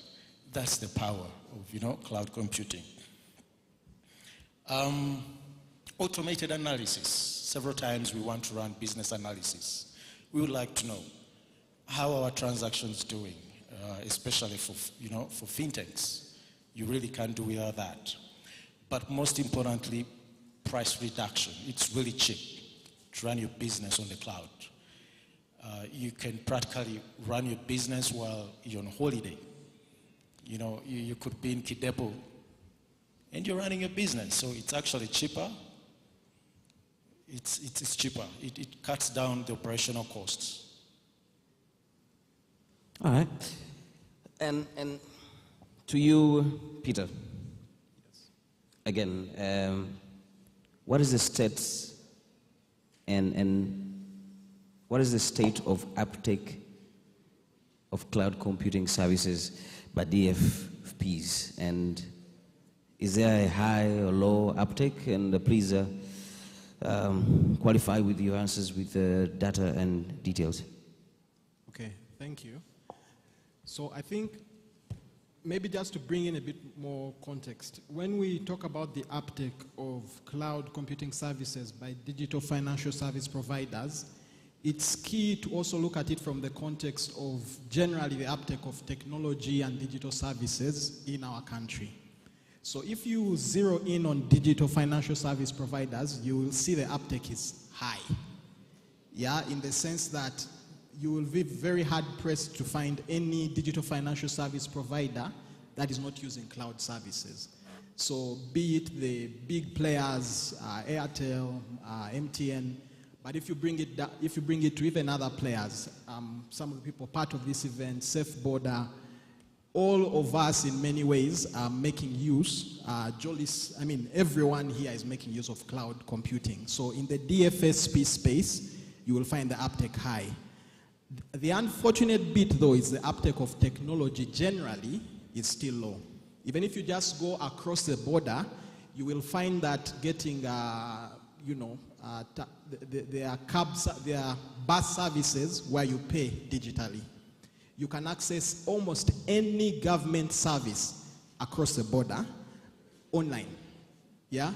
So here we have things like QRA which you can do digitally, but across the border you'll find you have pretty much everything can be done online. So it's a bit of both aspects. So it's key not to divorce one from the other. You have high uptake in the DFSPs because of the reasons Joseph has pointed out. It's really cost effective. Time to market is reduced incredibly. You have better security. You're letting people who know what they do focus on what they need to do while you focus on marketing your product and increasing its uptake. So because of all those reasons, it's high in the DFSP space, but our technology uptake generally is still a bit low. Wow, thank you very much. Now, again to you, Peter and Cleo, I think I would definitely pose this one to you now. Why aren't fintechs adopting cloud computing services? What are the challenges that are delaying their adoption? I'll actually start with you, then I'll get back to you, Peter. All right. Thank you for that, Wesley. It's a good question. So I'll talk about data sovereignty and regulations. It's common knowledge here, at least for people in this room, that fintech companies are heavily regulated. Okay, and in Uganda we have an active data protection law that dictates on how fintechs can handle, store, and use the data that they've digitized. So when you look at cloud services, I think some of the DFSPs kind of hold back for fear of missing some key aspects when it comes to putting data in the cloud, for fear of falling out with the regulations that are put in place and thereby probably being facing hefty fines or even just gaining negative publicity. Yeah, and then the other thing is that there's non-existent corporate strategies to move to the cloud for DFSPs. So for deployment to the cloud to make sense for any business that is a financial service provider, it has to come from alignment of IT objectives and corporate strategy. Otherwise, you'll have all these companies investing in cloud services, making unnecessary investments in cloud services, and thereby not having the good results or the good impact that cloud has to offer. Yeah, and then the other thing is that for traditional DFSPs like banks, there's fear to share their data because there's fear of data security in the cloud, because it is known that the data, whether it's customer data or enterprise data, digital wallets, online payment systems, the information that fintechs hold is very sensitive and very high risk. You don't want to ever be caught off guard, exposed to risk like getting hacked or the information leaking.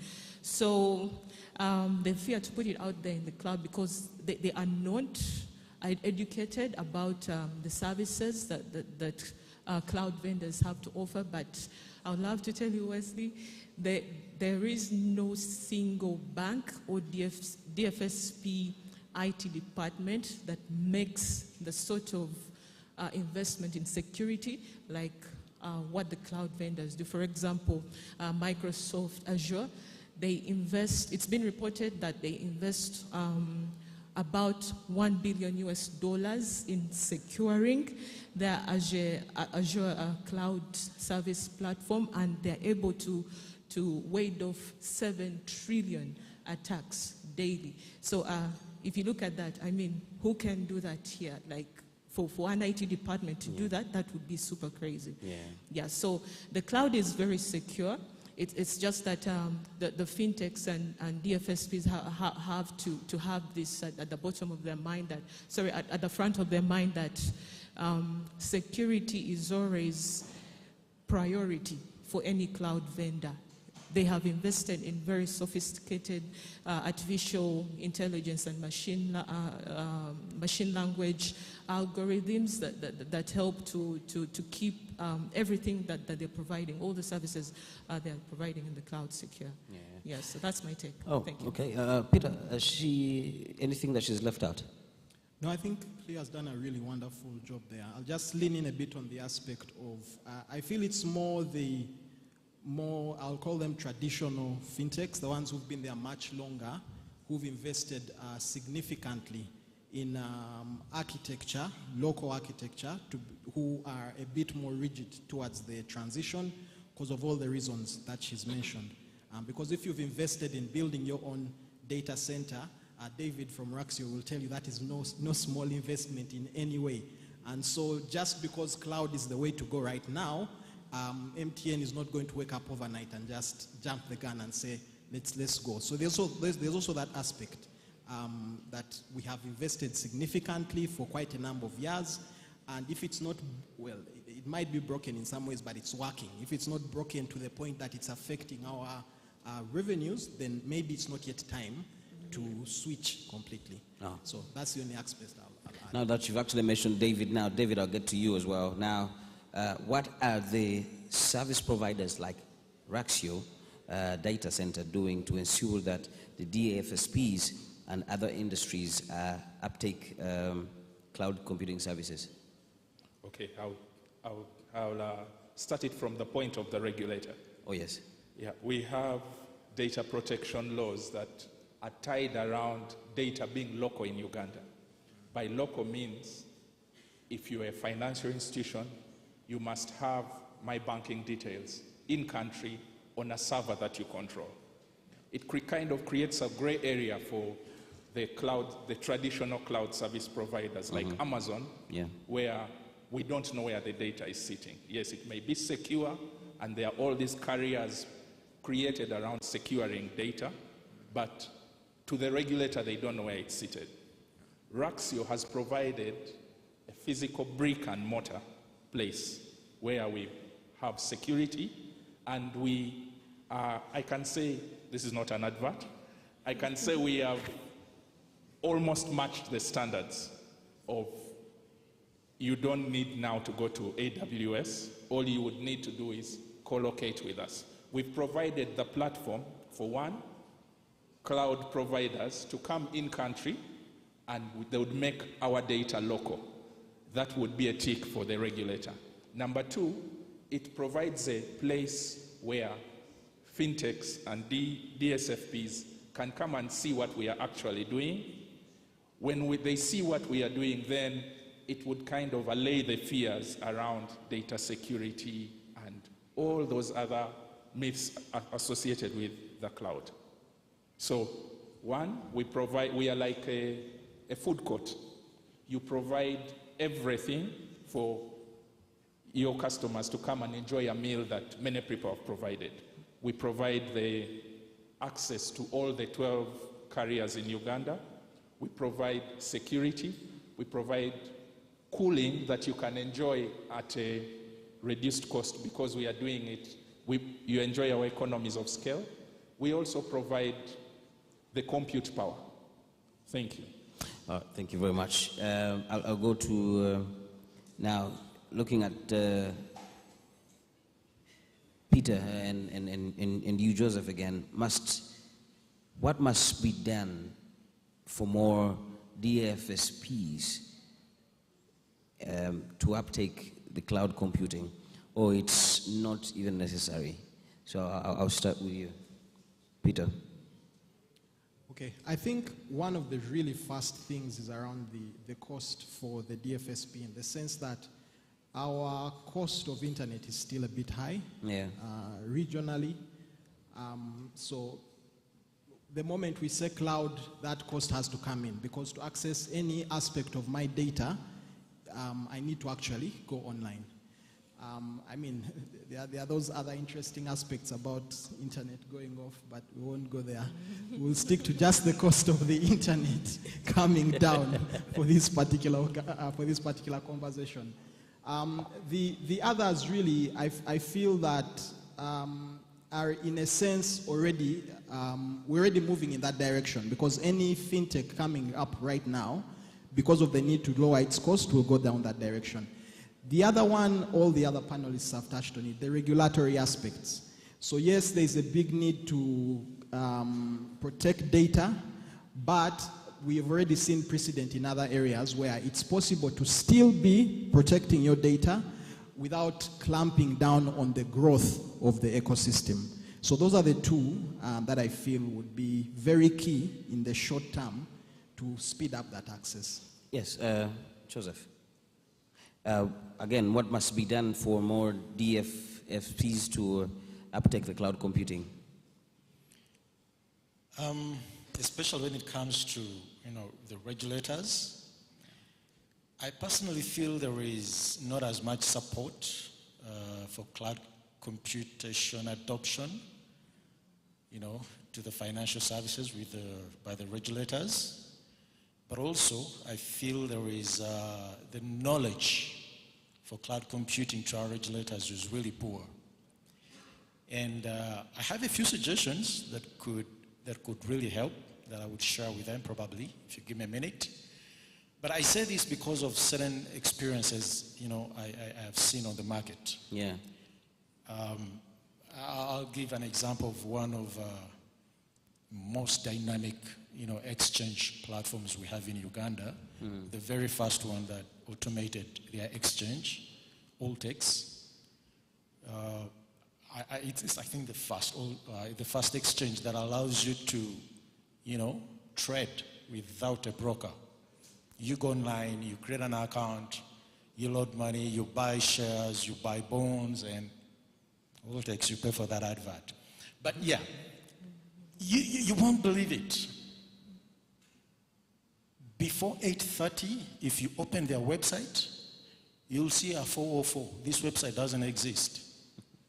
The website comes on at 8:30. So one day, I speak to Joseph and I'm like, what is this? I mean, why would your website be off before 8:30? And his answer was pretty clear. The regulator told them the market hasn't opened. Therefore, the website shouldn't open as well. And I'm telling you realities. And I'm like, really? In this generation, you need to switch off a website the same way you switch off a market? That clearly shows the regulators have no idea. Yeah. They do not know what cloud computing actually is. So, suggestions. First and foremost, they should support fintech, transformation. They should understand how fintechs work, how they operate, and they should support that. They should work to ensure that regulations encourage innovation in financial services, I would give you a couple examples, but not because of time. where actually regulation has failed most of us to kick off. You know, JPESA, we have the very first payment service through WhatsApp. We came up with what we call WhatsApp money. You can send and receive money on WhatsApp across the world. Anybody on WhatsApp can pay you, and you can send money to America in less than a second. That person will have received that money, and they would withdraw the money wherever they are in real time. It hasn't yet happened, but boy, we are having issues patenting that solution. Real mega issues. In fact, we've been blocked to patent it by the registry simply because of, again, the poor knowledge, you know, of fintechs. So regulate fintech at a national level. Currently, it's not. It's not regulated at a national level. They should create a tech-natural, you know, rules for fintech, promote fintech cybersecurity. Recently, I saw a heated, you know, argument. We've been having these issues where if somebody sent money mistakenly to another person, who takes responsibility? You know? and if I left my phone there and I wrote my PIN, you know, on my phone, and you withdrew that money, who takes responsibility? Right now, it is the fintech that takes responsibility. Really? So there's really need to modify these policies. There's need for our leaders to understand the new norm, you know, of how fintechs work. We need to understand that fintechs are borderless. We are not limited within, you know, the border. So the way we operate is not local. We think beyond our borders. We think international. So yeah, we have a company called PayPal, which most of you know. It's the biggest, you know, payment system in the world. That company hasn't come to Uganda. It's only in Kenya and South Africa. Those are the only countries where you can actually receive money. But why have they come to Uganda? Again, it comes down to the regulations. The laws here do not support them to come over. And so many. The list is really, you know, endless. Yeah. But again, like I said, we need to have regulations that understand the new norm of fintech. Interesting, because I was still going to ask you the same question, but you've somehow answered it about the existing regulations on cloud adoption by fintechs here, which you've really been giving us. And I'm looking at, I'll definitely go now to you, Cleopatra. How does cloud services facilitate level 1 project principles? Now, talk about the cost efficiency and TAD KYCs and an AI to counter fraud. All these are level 1 project principles that are well catered for by cloud services. Oh, thank you for that question, Wesley. The cloud service features that are aligned with the level 1 principles, like you mentioned, cost efficiency. Cloud eliminates or cuts down on the need to spend on infrastructure and capital-heavy investments for fintechs or DFSPs that are looking to start out, and for those that are actually looking to either scale up or even shrink or scale down. Okay, so what you have to do as a fintech, as a DFSP, digital financial service provider, is to pay for the cloud service and then let the cloud vendor worry about everything else. Yeah. So we are talking about provision of hardware, ensuring security, and like I already said, nobody invests better in security like the leading cloud vendors. Yeah. And managing your data, making sure that it's available whenever it's needed. So yeah, I think once it's cost effective in the long run for most financial service providers. Okay, all they have to do is to pay the amount, and the cloud vendor handles everything else. Then you talked about another feature of cloud service that aligns with the level 1 principles. We have TAD KYC. Yeah. So it's been about 2 decades since KYC regulations were introduced all around the globe for financial service providers. Yeah, so financial service providers were expected to verify that their customers are actually who they say that they are. And right now, the TAD KYC is considered as the best practice when it comes to onboarding new customers, okay? So we've had instances, I think a colleague on the previous panel from Center was like, he has hundreds of apps on his phone and sometimes he gets confused. So what happens, you download a new app and in order to onboard, they take you through a series of questions.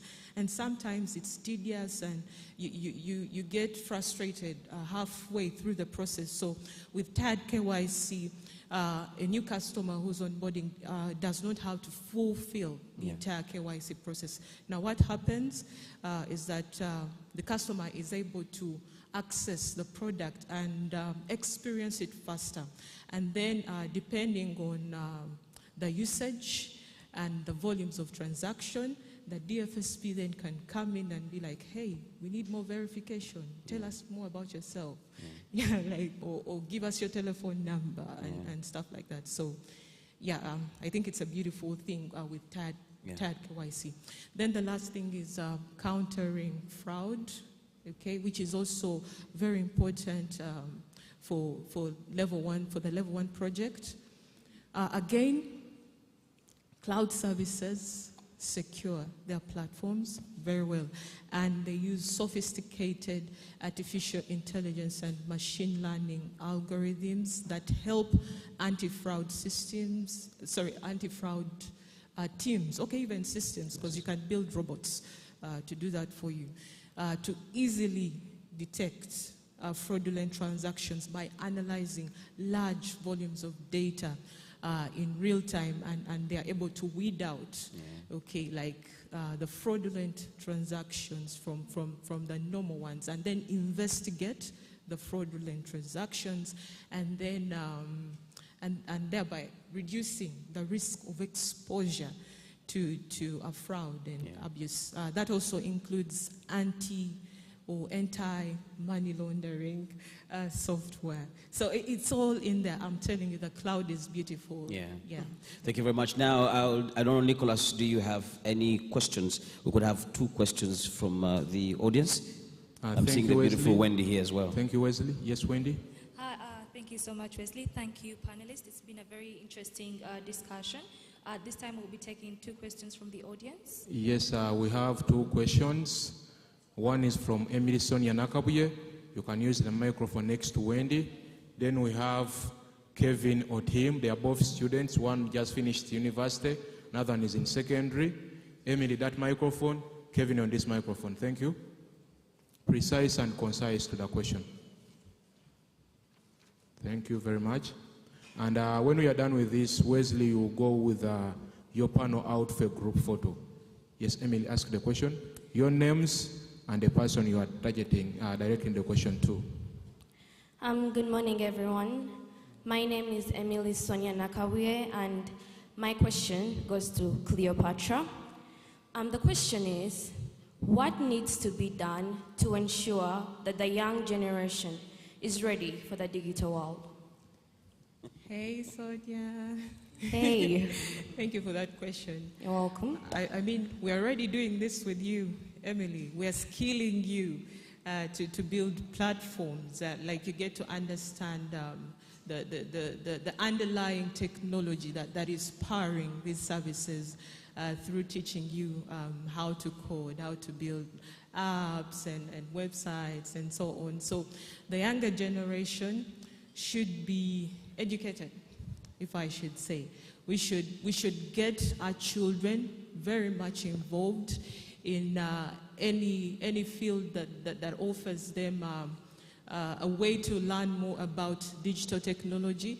And I think it's also very important for us to include financial education right now in schools. I don't know if Mr. Kawoya is here, CEO of High People.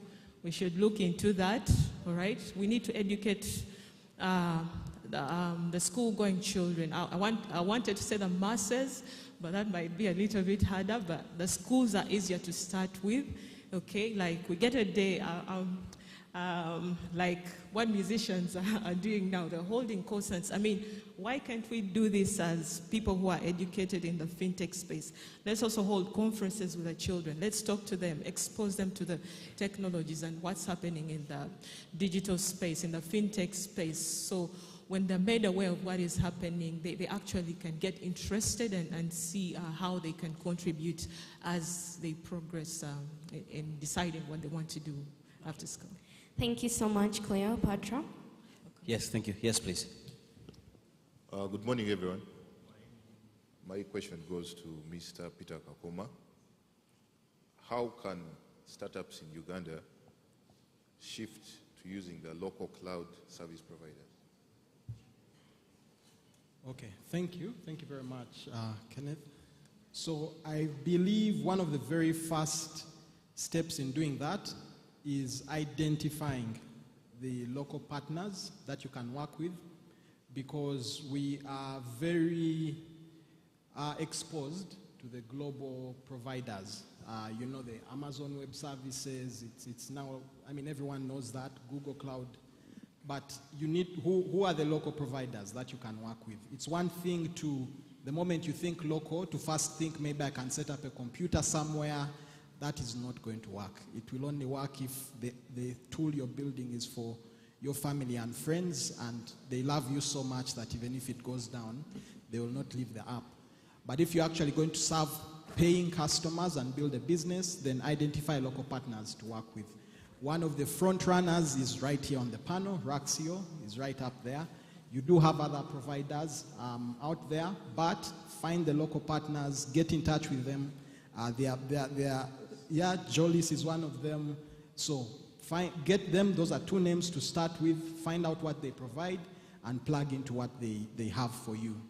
I know they'll give competitive services, good support that can then allow you to focus on building the app without also now trying to learn networking and security and all that stuff that will derail you from advancing your app at the speed that you ought to. Thank you. Right. Thank you, Peter, very much. We have had Wesley, King of Radio.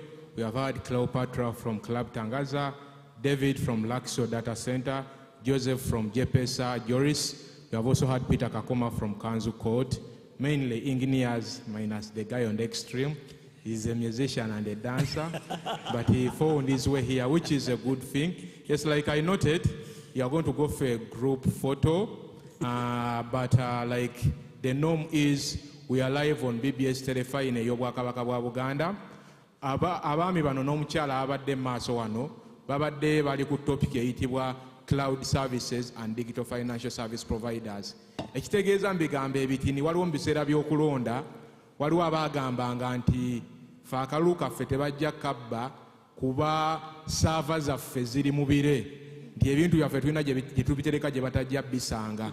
So badde boogera ku engeri gy'otereka ebintu mu kifo ky'okukwata ebintu byonna obiteeka mu store ababbi ne bajja ne bagimenya ne bagitwala. Waliwo engeri endala ey'obitereka osobola obitereka mu bbanga gye bayita ebire mu luzungu kye bayita cloud. Tekitegeeza ntugenda ewa Katonda ne tubiteekayo, naye abazungu nga bakolagana naffe abafirika kuba naffe tuli bantu bagezi nnyo baayiiya ekintu ekyo gy'osobola okutereka ebintu mu bire. Oli kyovola omuntu ajja n'akantu ke bayita ka flash disk n'agamba kalina 100 GB nga kuliko ne documents nnyingi nnyo kati ekyo kye bayita technology. Kyova olaba ku high people tugamba mweyunire nnyo technology kuba technology ayamba ebintu bingi. Wewandimaze omwaka kyewandimaze omwaka okukola technology akikola mu nnaku 3 ate nga tofunye buzibu bwonna. So mwebale nnyo okubanga mutulaba twongera maaso ne programu yaffe.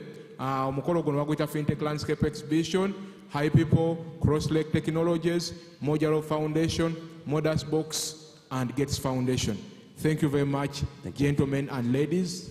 Please, ladies and gentlemen, go for a group photo.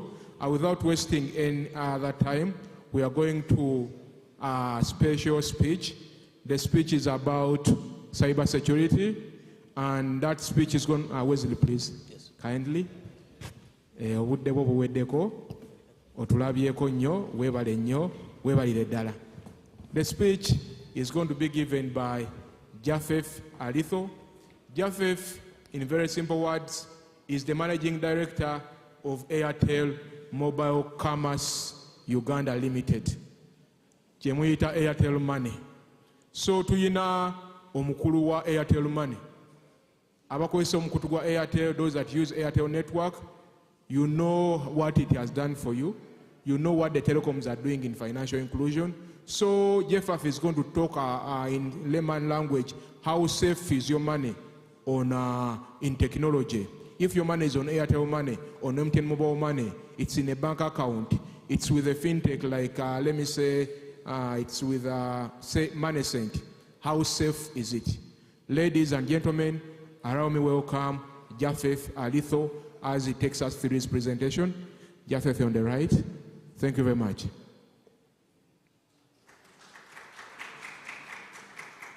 Yes, sir, as Japheth makes his way, we want to appreciate our partners, local partners, Phenon Ninjas, well done, but we can do better. Made Images, well done. That side? Yes? You want to sit? All right. Yes, sir, Japheth, he just came back to the country. He just voted. I wanted to first ask him who's winning in Kenya, because we are getting contradictory results. All camps are winning and all of them are losing. But that is a discussion for another day. Take it on, Japheth. Thank you. Ladies and gentlemen, good morning. Let me say all protocols observed. First of all, I will start by introducing myself for the benefit of everyone. I'm Japheth Alitho. I've been in this mobile money industry for a while. Started in the M-Pesa when it was starting at the inception, worked in the South African region. And today, what excites me is what we see happening in our market in Uganda is not different from what is happening across the globe. I will start by saying that many of you have seen some clips on social media about your money being taken, PIN being replaced, you losing your phone, and you lose your money. This is not new. We usually say actually the only way you can avoid the risk is by not doing business. If you want to avoid the risk, what it means is do nothing. Then there will be no risk. What excites me today actually is also the young people who have innovated massively to make the mobile platforms to make the mobile platform achieve some things that we never thought could be achieved. You know, maybe Airtel Money and MTN could be boasting of how they have done well, but they will not have done well without the fintechs that have been able to aggregate and provide services to the next world. So my presentation will be very, very straightforward. I will try to speak to the industry and the concerns that are there, especially in our market. So I will start by saying that what do we mean when we say cyber security? Because sometimes people refer to fraud and many other things, but all these things are actually to do with the cyber security. And cyber security is actually, when it comes to cyber security, you see it's protection of internet connected systems such as hardware, software, and data. This is actually where the problem is. If you look at anything that is happening in the world today where we are losing or we are having challenges, is purely because either your hardware is compromised, your data is compromised, or your software, which we'll call the applications, are compromised. So this is very, very important to us. So what happens when you see some clip circulating saying that somebody has put my money, I had money in the phone, my phone lost network, then the next time I will put on my phone, I could not get the money. What it does is, first of all, it results in financial losses. Money taken from customers' wallet or account without, sorry. This is the challenge with technology. Okay. So the cyber risks that we live with today, one of them will be the financial loss. And this financial loss cuts across the companies. Either the business will lose or the customer will lose. So this is very important. Then extortion. We have seen, but some extortions are very interesting. Actually, the youngsters are becoming more clever nowadays. They can actually pretend to have been either hijacked or conjacked or anything, then they extort money from their parent. Again, all these are things that we live with every single day. Extortion of customers and service providers for ransom. We have also seen cases, if you recall a few years ago, there was a very serious case in Kenya whereby somebody had access to all the customer data and started threatening the company that if you don't pay me this amount of money, I'm going to expose that customer information is already in my custody. So again, all these things that we see as a result of cyber crime. Regulatory fines. Anybody who is in fintech, one thing that you always see is a huge fine. If you remember, this happened in the telecom in Nigeria. The highest amount of fine, huge amount of fine that was fined because SIM activations without proper KYC. So when I was listening to the panel that was just presented before me, I was actually saying that if everybody was to know how critical KYC is in today's world, because it can cause a lot of fines. So what we see as going through a lot is the regulatory fines because of the same issues. Every time a clip has gone through in this market, every time a customer has done a video and circulated it, we are bound to go to the Bank of Uganda to explain what it means. And sometimes it's very, very painful.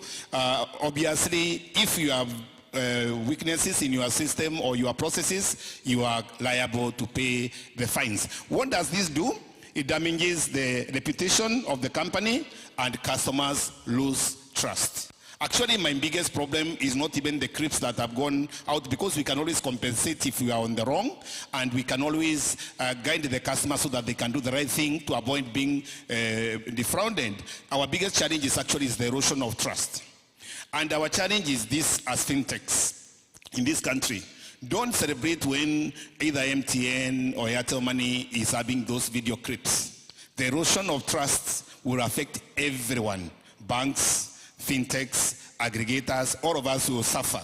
So sometimes we need actually to sit down in this kind of forums and discuss and find a lasting solution so that we can avoid these attacks. So what happens then after that? Once there is loss of trust, the customer churn. Churn is nothing but customers stop using your service. And that's why across all the market you find dormant bank accounts, you find also mobile money wallets that are not working. I'll take this life cycle of any fintech to explain exactly what happens and why you are seeing some increase in number of fraud cases in the market. First of all, if you look at any business, whether a bank, whether mobile money, or anybody who is owning wallet, when we launch the service, we offer very basic services. Cash in, which is in the bank, will be deposit, cash out, and money transfer. In that case, your platform is very closed. You are not connecting to any third-party system. What it means that all the transactions are working within your ecosystem. At that point, your risk is not as high in terms of the cyber crime or the cyber security risks. They are actually minimum because everything is happening within your platform. Then, as we advance, and if you look at this, this is the trajectory that we are in our market today. As you advance now, you bring the aggregators. Everybody wants now to connect your customers to either utility companies or either NGO to distribute funds. That trajectory now starts exposing your platform. In that, you have to provide APIs. When you provide APIs, what you have done now, because there are more than one system involved, your risk is becoming higher. And if you recall, not many years ago in Uganda specifically, there was an attack with one of the aggregators, and the bank ended up losing some money, and then all those things have been corrected with the time. So the more the platform becomes open, the more risks we have in the business. So the open APIs expose us. Then Uganda, we are actually moving towards the side of maturity of the mobile financial services, whereby now you start doing partnerships with the insurance companies, with the banks, and many other players now where we can offer complex solutions like savings. In case of Airtel, you know we have a super saver. You're able to offer loans, you're able to offer insurance premiums. In this case, actually, the biggest risk is you start now sharing your data for the customer with a partner. And then, you know, data is very, very important. As much as the customer will always do what we call the accept terms and conditions for you to be able to share data, then what is happening is now more people have access to your information. The risks on cyber security becomes even more complicated. So this is the trajectory that you are going to see. And I'm presenting this to the fintechs because we need to sit as a team. We need to sit because I might have a very strong processes on my side, but the weaknesses comes from an aggregator or the other partner. Now that the systems are becoming an ecosystem, and we are putting all the systems together for us to be able to deliver the financial inclusion in the market, we need to sit down again and see how do we ensure there are no weak gaps that we create in the platform. So this is what I wanted to share with you, and this is not new. This is exactly what I've seen across the globe when it comes to either mobile money or mobile banking. So if you look at it, a customer SIM is replaced without the knowledge of the customer, and then the fraudster is able to access, to take control. Actually, let me say this because we have had to deal with a lot of emotive issues. You know, a customer comes and say, I received the money from hospital bill, my child is unwell, and this money has been taken. Okay? So there are two things that comes into our mind. What defense do you have today as a customer in this market, or as a user of digital financial services? There are two levels of defense. One is your physical phone, and the second one is your PIN. These are the two defense that you have if you want to protect your wallet. It's not very different from the card that was used to be given by banks. If you get a debit card, there are two controls you have. Either the physical card must be with you.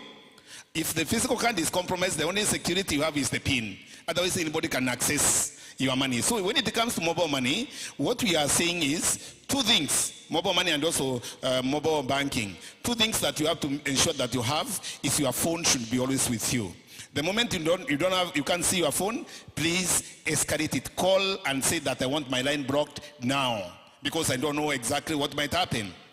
So what happens here is, as Airtel, obviously, we have been listening and we have observed this for a while. And what have we done? And I'm saying whatever we have done is not different from what I'm sure our players in the industry have done. One is the process of SIM swap must be done now physically by the owner of the wallet. Actually, you can no longer do SIM swaps you can't replace a SIM card without going physically to the, not even to the agent, to our call center, or to our customer care centers, so that at least we verify that you are the owner of the SIM card.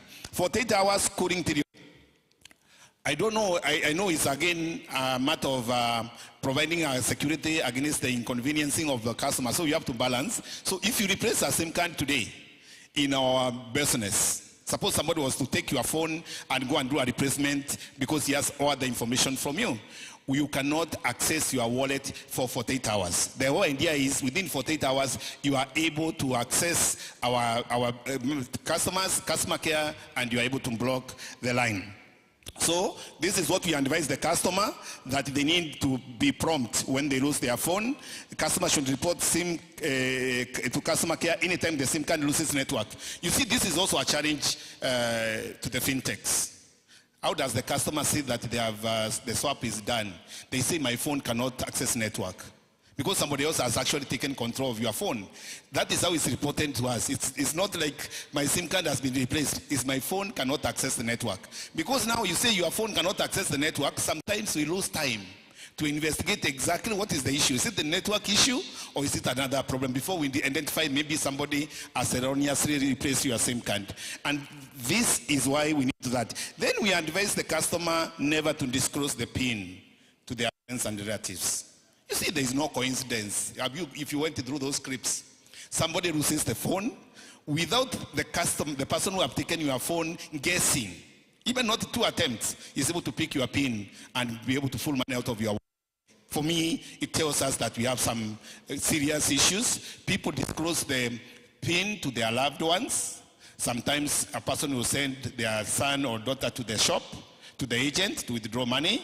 This happens sometimes to your wife or your husband, and this is some of the things that we are picking in the market. Yes, Thank you, Jaffa. Sorry to interrupt you. You have already used 15 minutes, and the project broadcast team has added you 2 minutes to wind up. Strictly 2 minutes. Thank you. 2 minutes, no problem. Thank you very much for that. Theft of the phone theft and robbery on fraud. Again, you can see the only defense that we are talking about here is your PIN. Always make sure that your PIN will protect you. And if you look at some of the communication, when your phone is stolen, keep your money safe by blocking your SIM card. Again, this is very important for us, for us to do that. So, in closing, how do we curb the cyber risk? First of all, when it comes to employing people, whether you are fintech or you are mobile financial services or you are bank, you have to go for high integrity customers, employ and train policies and procedures to govern, then processes and procedures. What we have done, and I can tell you our cyber risks and securities come almost to zero. We really have issues that are actually on the fraud nowadays in our business, is to make sure that any transaction that is require security, it has a maker and a checker. One person cannot complete any process. Either it's a SIM swap, PIN reset, and all the other items, they have 2 levels of approval. Define account limits. I was listening to the panelists that presented before me again. Limits are very important. Depending on the value that is in the wallet, you have senior level management approving for changes in that wallet. Then all the information. And I want to assure you that we store your balances, your PIN in an encrypted mode. Nobody can actually access your PIN information when it's saved in our system. Awareness and education, share with customers on regular front, like I'm doing here. We need actually to keep everybody informed of what's happening in that industry. Educate the customer on the importance of reporting the phone when it's missing. Educate the customer on the importance of making PIN a bit complex. Most of us, most of you are using the same PIN across all the platforms for mobile banking, for mobile money. Please make it a bit complex. Don't use the year of birth. Don't use 0000. Don't use 1111. These are very easy pins to be hacked by anyone. Also, please ensure that you change your PIN anytime you feel like it has been compromised. Very important for you to keep that in mind. Governance and policies. We can actually curb this fraud as an industry if we were to share the NIN, the National Identification Number, across the industry, so that if there is a fraud that has happened in my business, I update the NIN in a shared data. Everybody else knows that this NIN has defrauded one of the partners, and therefore they block the transactions. And this is some of the communication that we are doing. Report any instance of fraud by calling 100, and this we can do. When you are called, when we call you, you only have to receive calls that are coming from a particular number from Airtel Money. And lastly, let me say this. Most of the fronts that you have seen in the market are what we call social engineering. Why wouldn't you, as a customer, expose yourself? You have been told you have won and you never participated in a promotion. How did you win? Then you end up sending money and then you complain to us. You are told that there is a package that is coming from somebody in the US. A package that you don't know even the person sending it. Then you are being told that you need to pay clearance money at the customs. Surely. Thank you, Japheth. Thank you very much. Thank you very much for your presentation. Japheth Aritho is the CEO of Airtel Mobile Commerce. We thank you so much for your time, for flying in very early in the morning and being able to grace this event. A round of applause. Yes, thank you very much. Jeff, you go out for a photo. Allow me to take this opportunity to briefly say what you said in our local language. I might not use Swahili. Jeff, akulira Airtel Mobile Commerce. Abadde ayogera ku sente zo wezibanga tebagenda kuzibanga ziri seefu ku simu yo. Biki by'olina okukola?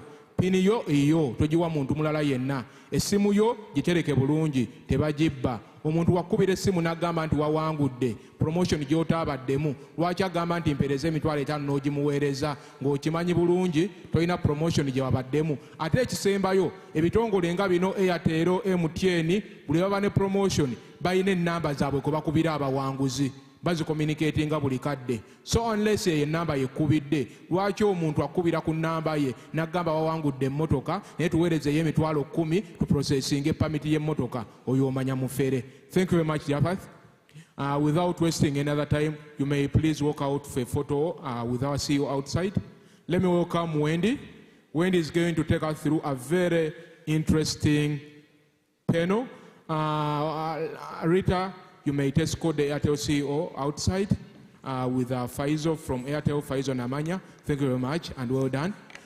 Yes, Wendy, I hope you have got the brief from Rita. We shall keep to it. Thank you very much. Thank you very much, Nicholas. Thank you, everyone that is here. So today's panel, we will be discussing women, youth inclusion, and gender equality.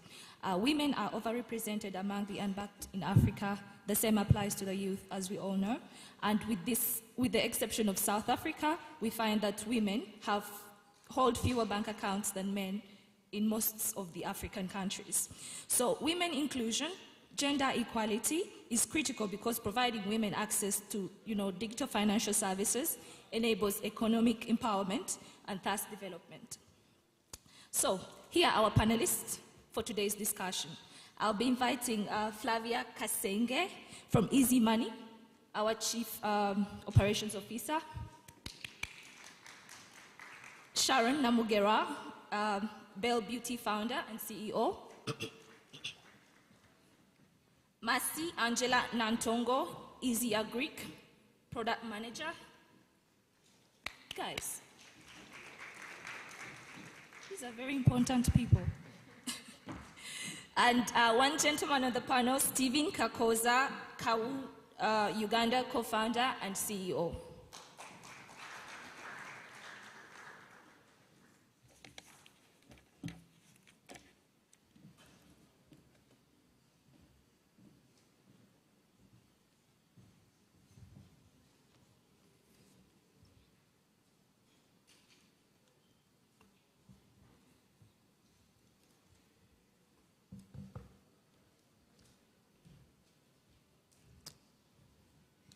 Thank you all for taking the time. I'm quite honored to be sitting with a lot of CEOs and co-founders here. And we're just going to take 30 seconds to just briefly introduce yourself, name, what you do, and what your company does. Very brief. Well, thank you, Wendy, and thank you, Hi People, and everyone for having us here. My name is Flavia Eleno Kasenge. I work with Easy Money. We are a technology company dealing with both financial and non-financial services, mainly focusing on the people at the bottom of the pyramid because we want their livelihoods to be, we need them to be happy. So we give them a POS, which they operate. They can do bill payments, bill collections. We really need the people at the bottom of the pyramid to be able to access these services and make a living out of it. Thank you. Thank you. Sharon? I don't press it. Oh, it's on. Good morning. My name is Alice Sharon Namgera. I'm the team lead at Bell Beauty Uganda. Bell Beauty is a digital marketplace that connects beauty service providers and products merchants to customers. Basically, what we do is we connect if you're like a makeup artist, hairstylist, nail technician, if you deal in local products and you're selling. You have different things that you're selling that are beauty related, so we give you a platform to thrive. We use our app, we have apps, mobile apps, and we also have our website. So that's pretty much the gist of it. Thank you, Sharon. Masi? Good morning. Good My morning. name is Masi Angela Nantongo, and I'm a product manager at Easy Agric. Easy Agric is an agriculture technology company, and our mission is to connect all the players in the agricultural value chain. That means we are providing solutions, technology-based solutions, for farmers to get access to markets, genuine farming inputs, access to financial institutions and credit through that, and as well as e-extension services. Thank you. Thank you. Stephen? Thank you. Good afternoon, everybody. My name is Stephen Kakwoza. I work with KAU. So what we do at KAU basically is we are trying to be the heroes we wish we had when we were still in school by enabling parents, students, and guardians to send, manage, and take charge of pocket money, basically by availing students with a smart card that they can use to withdraw, save part of their pocket money, pay goods and services within school, and do quite a number of things. And we're just trying to challenge the status quo because everybody will tell about the smart card. They ask you about the app, they ask you about the POS machine, and I think that's the challenge that we are facing as Africans. We think everything must be upped.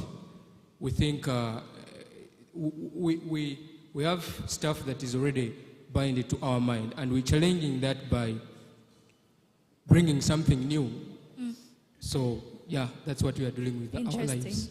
Interesting. I'll be reaching out in case I'm in KAU. Anyway, going to our, the first question will be going to Sharon. As a woman, why do you think women are less financially included? Why are fewer women adopting digital financial services? How many minutes do I have? Okay, because I could talk about this all day. Thank you for the question, Wendy. Just a second. Yeah, thank you for the question. So the reason as to why women are less involved in this whole financial inclusion thing, we can point it back down to it being foundational. We come from a place where women, our place was always in the kitchen. Our place was always to make sure that our home is good, our husbands are taken care of, our children are healthy. You're doing our role has always been restricted to being domestic. So we are just now rising out of the ashes to come and create something out of ourselves. So you're going to find that in as much as in the urban areas, this mindset has been well dealt with, it's not the same case with rural areas.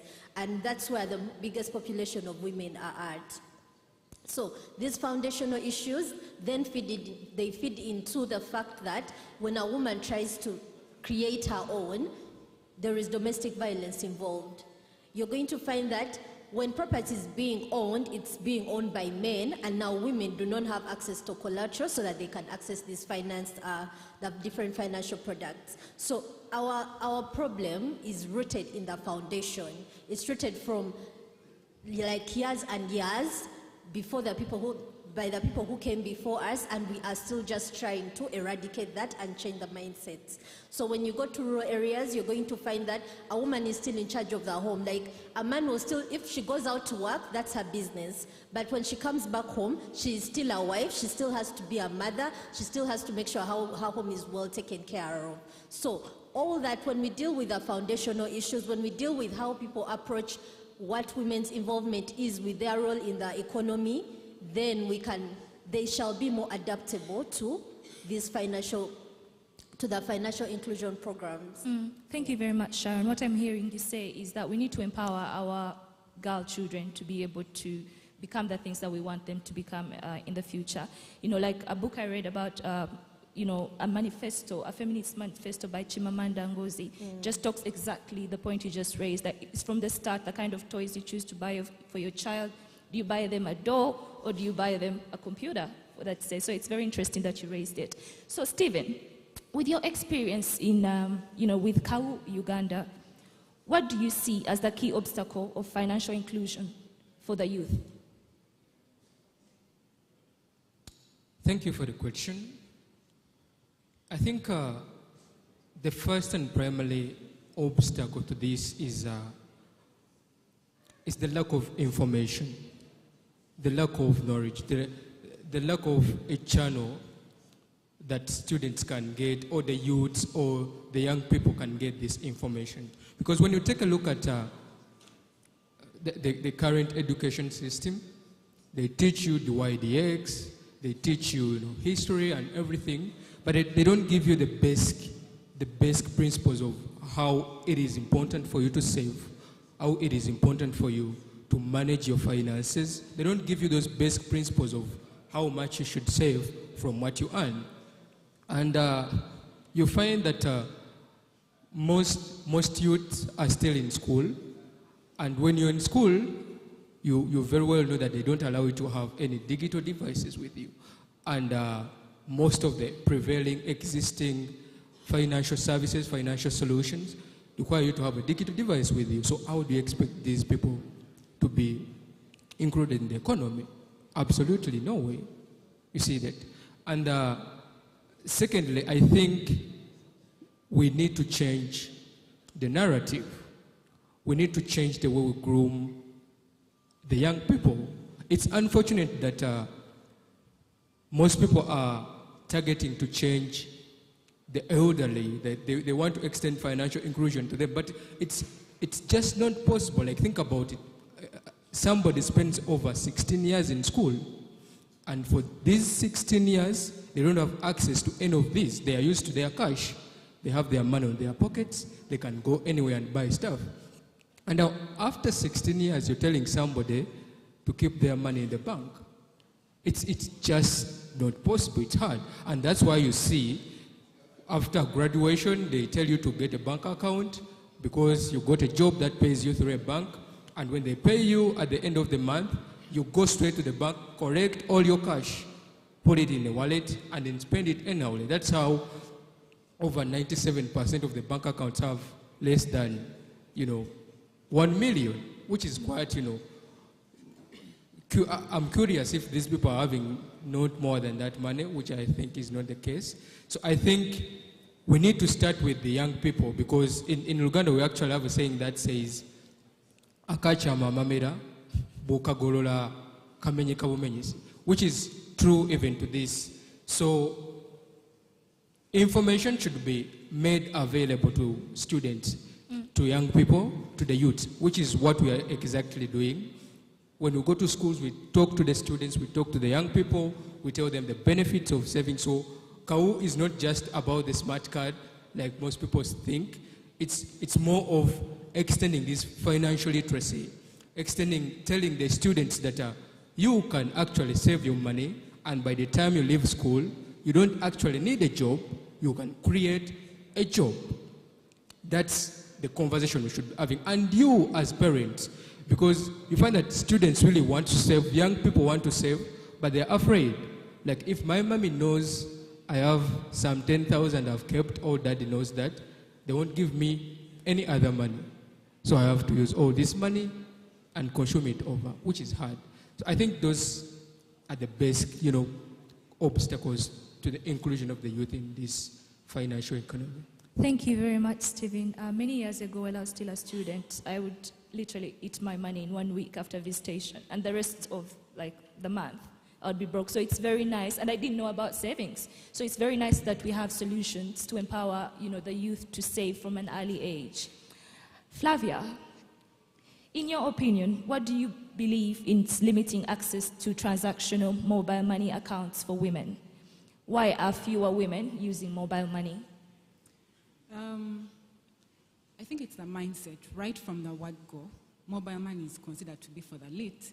So if you look at all the people in this room, we probably all have smartphones. We are not taking care of the people at the bottom of the pyramid. And to make matters worse, the menu of these phones is in English. So you want to communicate to a lady, a hardcore working lady down there in the market. They're going to the farm, they have to go to the market and sell their merchandise. You expect them to dial a USSD that is only speaking English. So we need to come up with innovative ways of, including all. We could be here in this hall and we're in our own movie. The women out there at the bottom of the pyramid, they don't understand what we're talking about. That is why I'm so impressed with Nicholas when he tries to, interpret, because we need to be very intentional about getting all the women. We have to include all of them. So we have to either change the menu to speak the language that people understand, not just Luganda, but people have it's global. People need to be able to understand when they dial the USSD. And then I also feel like the USSD, being in English, it's also a long process. So people would rather say, okay, let me keep my money under my bed because it's actually secure for me. And then I also don't have to pay charges for it. When it's under my bed, I feel like it's very secure and I'm in control. So we need to come up with ways of changing them. Then also, the men, some men are still primitive. They don't want their ladies or their women to have mobile phones. They don't want their ladies to save money because people have that mentality of if women are empowered, they grow wild, like they change. They don't stick to their rules. So most of the men take away these phones from women and they use them. So we also need to change the mindset of the gentlemen in the rural areas. We need to be very intentional about it. So I think that is why there are less women using mobile money. Thank you, Flavia. Just as a yes/no kind of question, do you think MNOs, MTN, Airtel should probably reduce the transactional fees for women, knowing that they have KYC and we know we have this big problem? Can they be quite direct to, reduce these fees for women? Yes, they need to be able to really target the KYC for women and find out how they can incentivize them to be able to join the MNOs. MTN, Airtel, you've heard, huh? Mercy, to you. There is an issue of social norms that constrains women accessing financial services. How do we evolve society, and what is the way we can actually use regressive social norms? Okay.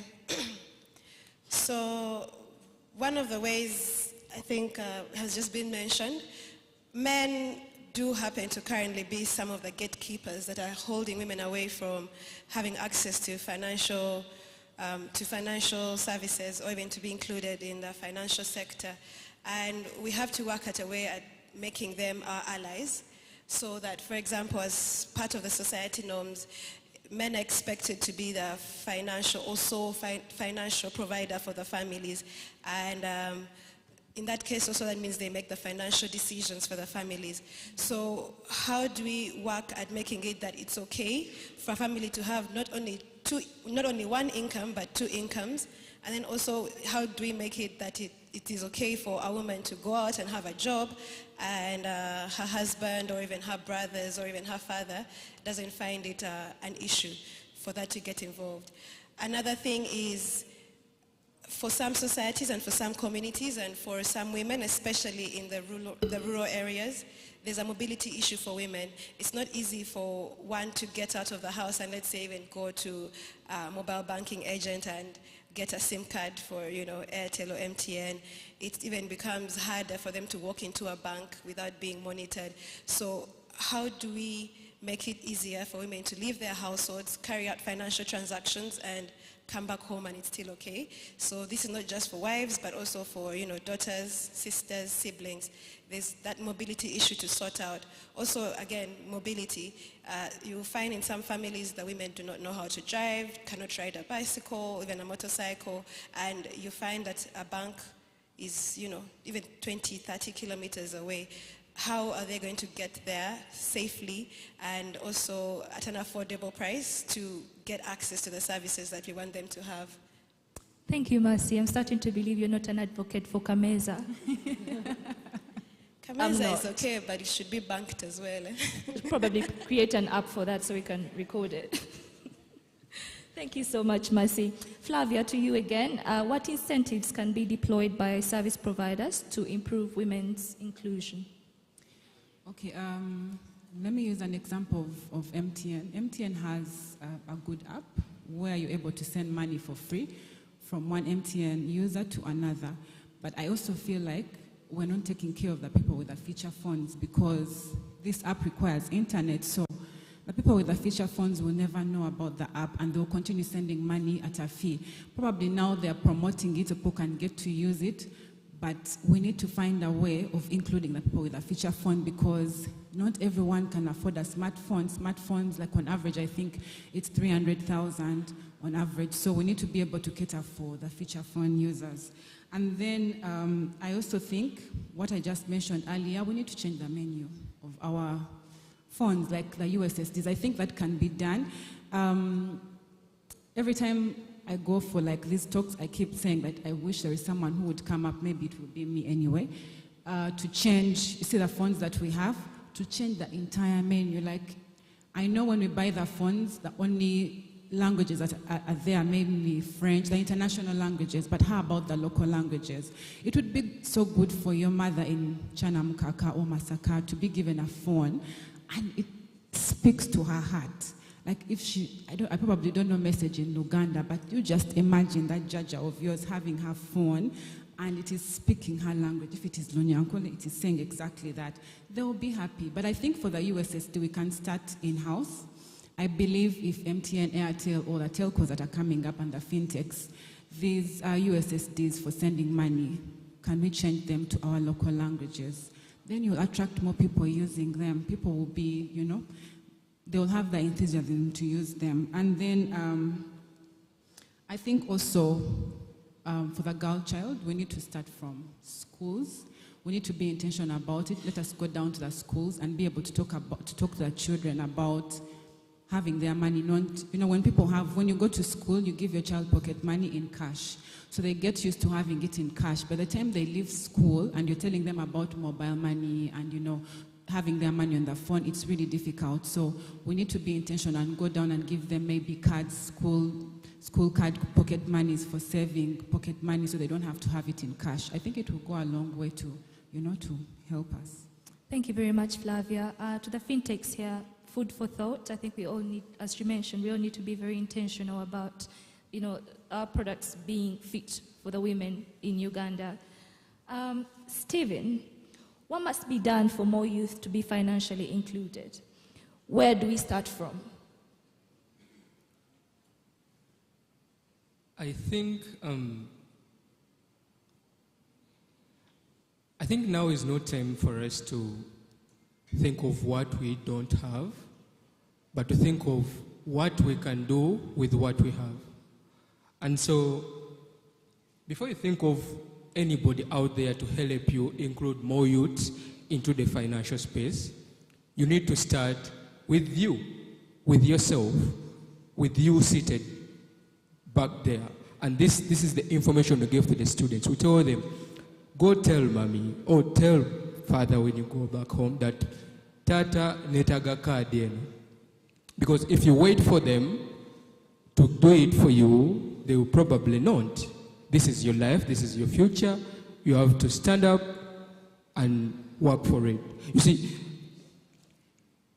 the most right time to plant a tree would have been 20 years ago, but the other next best time is now. And so if we need more of these people, we need to start by empowering them to do things there and then, by giving them stuff that can solve the problems that they feel.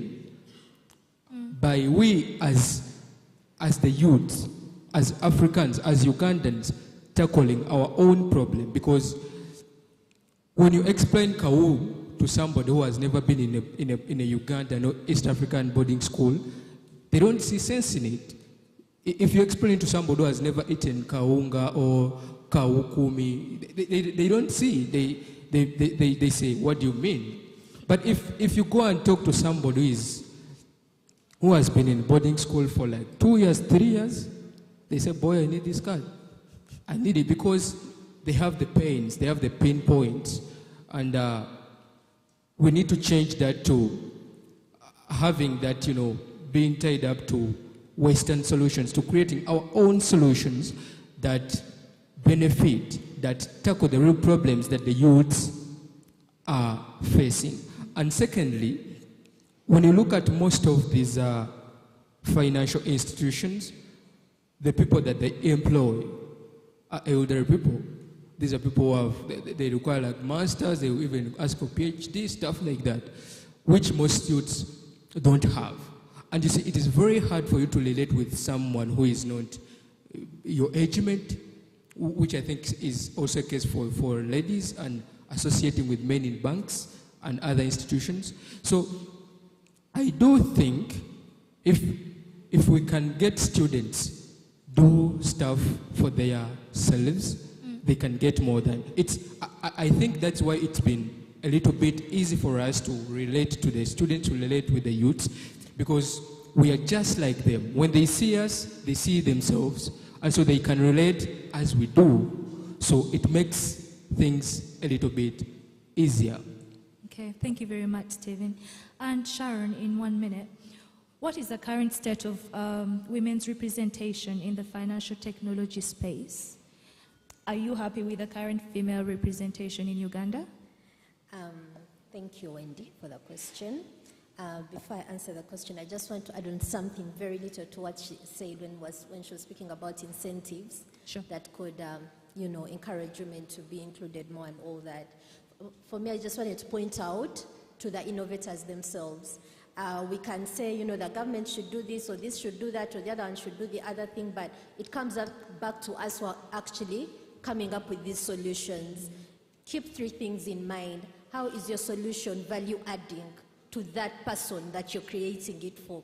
Because we are always you're going to find that it's always people in the urban areas that are actually innovating these solutions. You're not on ground to actually understand the dynamics of the lives of the people you're trying to create this solution for. So when you don't understand that, you will find that your solution will have a miss. It will not add value to the person you're creating it for. This person who wakes up in the morning to go and farm, who has children to take care of, who has like so many responsibilities on top of being just alive. I mean, with the current economic situation, sometimes we're just trying to survive. How is your solution adding value to them? Let the value addition component in your solution be the pull factor, be the convincing factor to that woman who has all these responsibilities to actually buy into what you're trying to offer. So the value addition component is very, very key to whatever solution you're trying to come up with, so that women are included in this whole financial thing. Top and notch. Then, thank you. And then another thing, make it affordable, because we know the high transaction costs that come with these things. Like, we can create a solution, come up with a solution, and your why is really very captivating. But when it comes to the transaction costs are really high for that woman you're trying to do it for. Because for her, all she said, why should I pay tax, and then I pay withdrawal, and then you're going to do this charge, and then you're going to do that. So it's very important to remember those 2 factors when you're coming up with that solution. That is how that woman in the farm in Kapchora will try and get a buy into what you're actually selling to them. Then to answer your question. 30 seconds. Thank you. So when you look at the statistics, there is a report I was reading, the UNCDF report about gender inequality, and they were saying like less than 25% of the women today actually have access to financial products. Like, women in the rural areas are more inclined to their informal saving groups. They lean onto those ones for solutions. Like, lend me, I'll give it back to you next week, we shall do like this, the money round thing. But they are less inclined to join informal settings for financial solutions. So that's less than 25%. And then when you look at the access to mobile technology, because most of these solutions come with that requirement of having a mobile phone, you're going to find that almost slightly above than 50% have access to smartphones. Not to talk of normal mobile phones, just button mobile phones. So yeah. Thank you very much, Sharon. And Mase, in just 1 minute again, what must be done to have more women get involved in leadership, innovation, and development of fintech solutions? I like that Sharon is using statistics and actual data. I also did some research about women in leadership in financial products. So, according to research by ITU, which is the UN's primary agency for people in the ICT sector, more than 50% of the players or the workers in financial in the financial sector, think of people like mobile money agents and bank tellers. Those are women. But when you look at women in leadership roles in the financial industry, it becomes 20%. And it's even less when this is women in emerging markets, such as Uganda. So some of the ways that we can work to tackle this is how do we champion women in leadership? And even better, when it's a young woman like me, how do we encourage them to take up leadership roles in the organizations that they're working in? Some of those ways is even having awards. So you see how we're celebrating fintechs in East Africa today. How do we then celebrate women in fintech or women in financial industries so that young girls, such as my sister, can see women doing things, women that look like them, doing things that seem impossible sometimes. Thank you I very think much, that's important. Mercy. Really appreciate. Over to you. Oh, thank you so much. I didn't expect that. A round of applause for Wendy. And thank you, the beautiful ladies and the gentlemen. You can now take our... Are we having any questions? Actually, Nicholas is coming on to translate what has been happening, because I don't find myself very, very perfect for translation. All right, thank you. Before I do the translation, you would have at least used 30 seconds to use Rutolo and explain what was happening before I convert to Luganda. Anyway, thank you, Rita. Thank you, Wendy. We have had Wendy. She has been in this fintech industry for quite some time. We have had, for all wrong reasons, we have had from Easy Money, we have had Flavia. Never mind Flavia, my apologies. We have had Flavia from Easy Money. We have had Sharon from Bella Beauty. We have had Massive from Easy Agric and Stephen Kakoza from KAU. So they have been talking about women, gender, financial inclusion. Abatulaba ku BBS Telefina panene baddewo badde boogera ku bakyala n'abavubuka ngeri ki gye tusobola okuyamba abakyala n'abavubuka okubeera financially included, engeri ki esobola okuyamba abakyala okuba nga bakozesa mobile money. Abaami mulekeraawo okujja ku bakyala amasimu gaabwe, pini zaabwe muzitwala, bakola ebintu bwe batuuka obitunda ssente mwabagala ozifuna ate ne muzimunyamu omwenge amanga other things. Abakyala bano badde bagamba nti ebintu ebyo byava ku mulembe biswaza. You should be very ashamed. Omukyala muleka akola emirimu gye, ssente ze we zigenda ku ssimu ye azikozese aweereze abantu bonna because naye muntu nga gwe. Omwami Kakooza abadde ayogera ku baana b'amasomero ti n'abaana b'amasomero tubayigiriza okumanaginga ssente nga bakyali bato, nga tutandikira ku pocket money.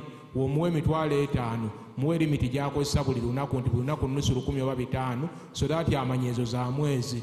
Kati wagenda ye n'azirya ng'omuvubi n'azimalawo mu nnaku 4 ategeere ekivaamu muzikozesa obubi. Without saying so many words, thank you ladies and gentlemen. You can please go outside for a group photo and I will invite Rita to take us through the next session. But allow me also recognize the presence of the High People Patron, Honorable David Kalubanga, the Honorable Member of Parliament of Kikorobia constituency is right there. If I can have the camera, that is Honorable David Kalubanga, the Honorable Member of Parliament of Kikorobia County, is the patron of High People. So for all the great work Innocent as the CEO has done, you are sure he has a strong team that is led by our patron. Thank you very much.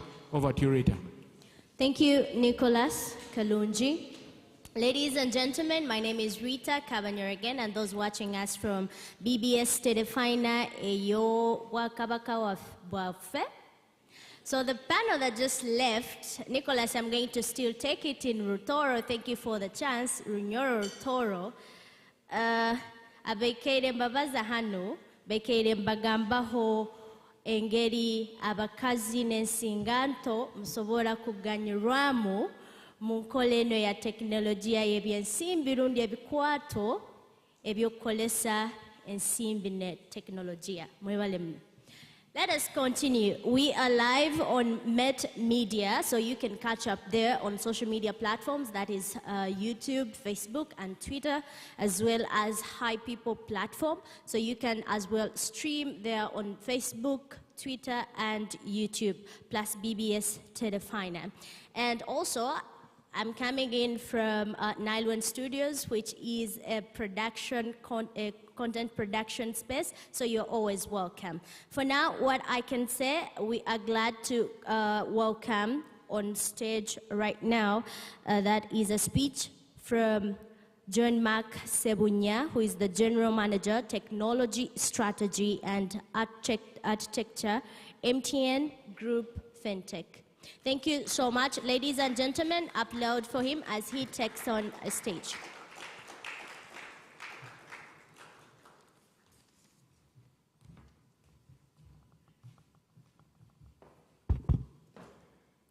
Is it afternoon? Is it morning? Good morning.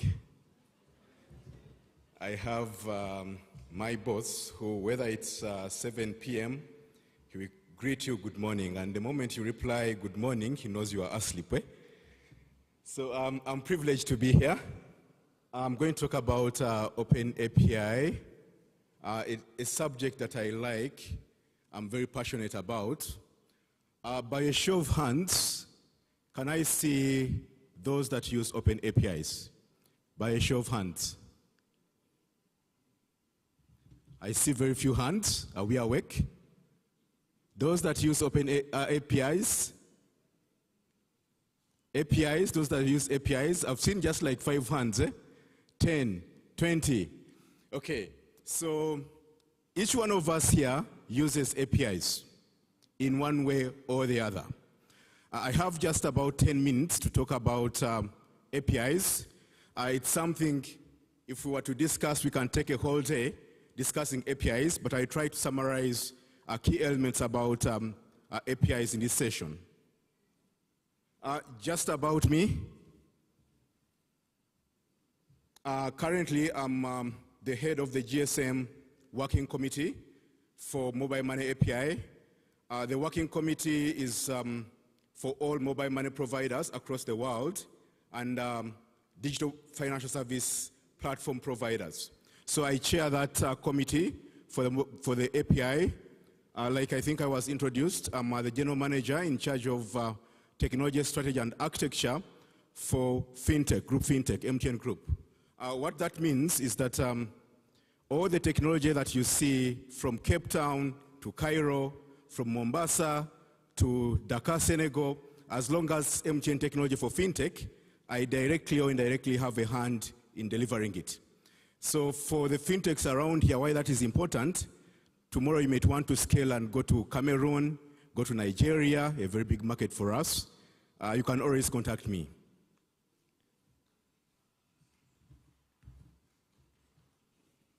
APIs, my comrade from Airtel, in his presentation, talked about something about risk. I hope we did see that slide. It had elements around closed systems. Then they had a middle ground of what you could call medium risk open systems. And then it went to the level of what you call open API-led systems. Now, what we as FinTechs should be able to appreciate is that we work in an ecosystem. Previously, if you were a bank here, you were a Stanbic, a Stanchart, if you looked at these banks 20 years ago, they were what you could call closed systems. Even when you look at MTN, away from mobile money, if you look at the GSM business, it is largely a closed system. Now, as FinTechs, 40 Days for the FinTechs has had over 47 or 48 FinTechs participating. Every year it's having this kind of number. Now, this number is playing in an ecosystem. An ecosystem where you find yourself, you could be doing a lending product, you could be doing an insurance product, you could be an aggregator, you could be providing financial solutions for what you could call microfinance institutions. So you are playing in an ecosystem. Now, for you to play in an ecosystem, you need to be enabled. How do you get enabled? APIs are a key enablement within the ecosystem. When we talk the word open for a simpler interpretation, it could mean internet access, something that you can access over the internet. That's where the word open can be interpreted in very simple terms. When we talk open, in many of the engagements, you will find people talking open API, open data, open banking. Open banking is a buzzword at the moment. We as Uganda and Africa are still not yet there, but we shall be going that line. So open API is simply about exposing largely proprietary APIs onto the public internet. This is what we are trying to do with open APIs. Open data is more around if you have data as a financial service provider or as an institution like a utility provider, you may need to expose that data. And for you to expose it, you can be playing in what we call open data approaches. Then open banking, which is a buzzword now, it's more around financial service providers exposing their data to payment initiation service providers who can do innovations around it. Many of us are using some of these capabilities. Even though in infancy, we are using many of these. My subject today was supposed to talk open API and cloud computing, though 10 minutes, these are very broad topics, so I decided to zero down only on the open API element. But for you to play effectively, you also need cloud computing. There was a panel discussion around cloud, and it talked about many benefits of using cloud. So why do we use open APIs? As fintechs, it is about fast, secure, and self-service. The keyword here that I may zero in more is self-service. Like clouds, self-service is paramount. You want to be wherever you are and provision for your infrastructure. The same happens with APIs. You want a fintech to sit wherever it is, access your API, test it, deploy in production, and work with your service. If I'm MTN, I would want that. I don't need to interface you directly for you to have my service. So self-service is very important. For the interest of fintechs, I would urge each of us to think open APIs. But if you think open APIs, ask yourself, what does it entail? What are the design principles that are required for me to deliver a good open API experience?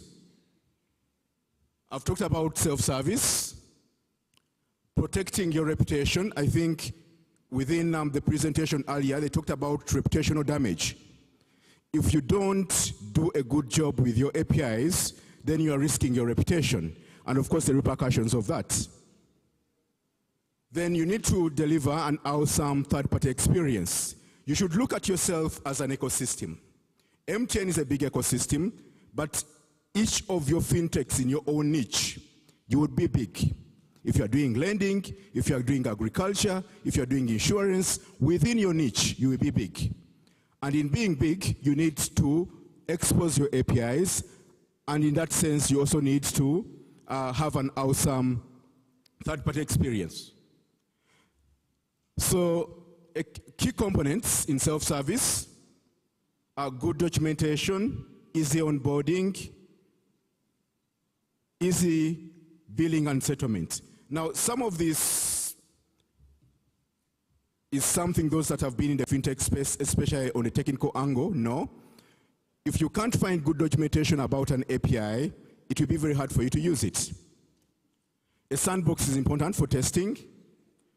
About protecting yourself and your reputation, security by design is very important. In cloud, we talk about zero trust security. Everything that you do, you deploy, should have a zero trust approach.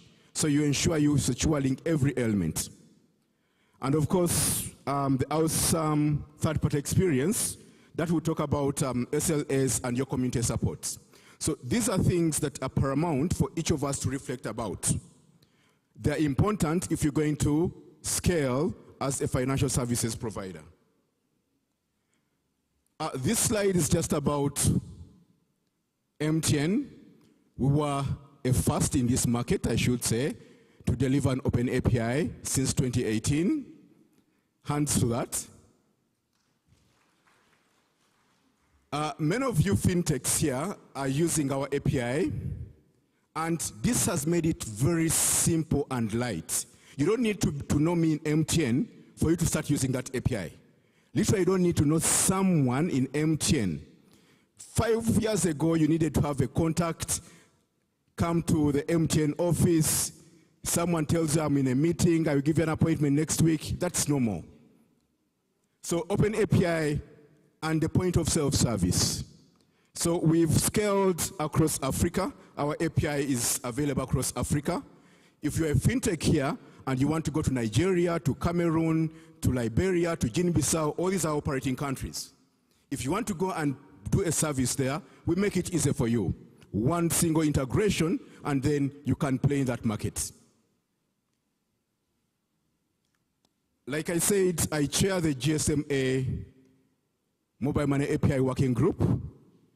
The GSMA has worked on an API specification since 2006. This API specification is to help us harmonize the APIs. So it's important, those that are keen, you should also follow this subject on how we can adopt the GSMA API.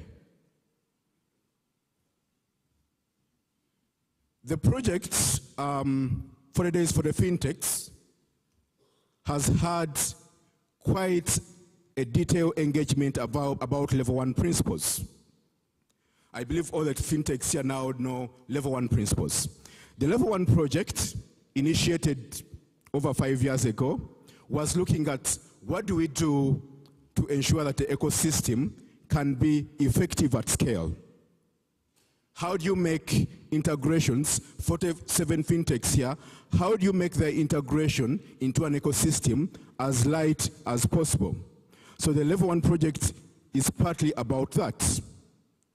So within that, we also need to think about open APIs as enablers for interoperability. Modular loop within this forum is not a new term. So the modular loop technology is based on an open API specification. What that means is that today, if you want to understand modular loop, all you do, go to the internet, put modular loop, you find a specification, go and deploy. So this is aimed to ensure that we have open source technologies, but importantly, these technologies are open API led. Interoperability was one of the topics that was discussed here. This is just to show the scale of interoperability. It shows the countries, but the point I want to leave us with here is that Uganda is not shown here.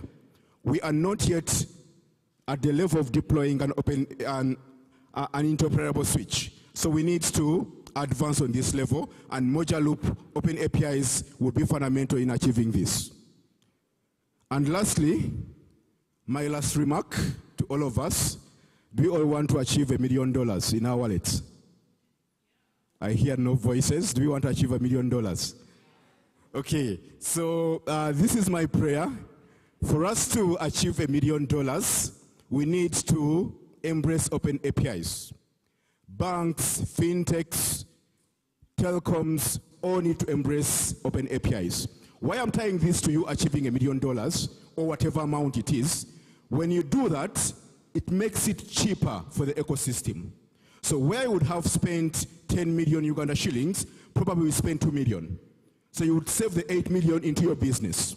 Your integrations will be lighter, uniform. You don't need to do 10 integrations to different financial service providers. Mr. Sevunya, in 30 seconds. Into the switch. So that's what I want to leave us with us. Let's embrace open APIs. Thank you.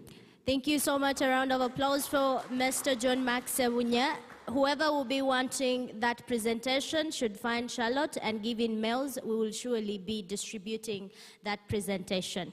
For now, we're going to have a panel discussion on enabling regulation for digital financial services. And just to highlight, the reason for this is that digital financial services support sustainable and inclusive growth by facilitating the delivery of affordable and innovative financial products. So which is why we felt that vulnerable groups and additionally digital finance facilitating the creation of efficient and effective payment infrastructure, it was very wise to have this discussion. Please join the panelists as they come on the podium. Ivan Ojakul, who is a tech lawyer and lecturer. A round of applause as he takes on his seat. Ivan, where are you? Thank you. We've got Emmanuel Mugabe, who is Manager, Governance and Risk at NITA Uganda. We have got James Mukasa, founder and CEO of MoneyCent, a fast-growing local fintech startup.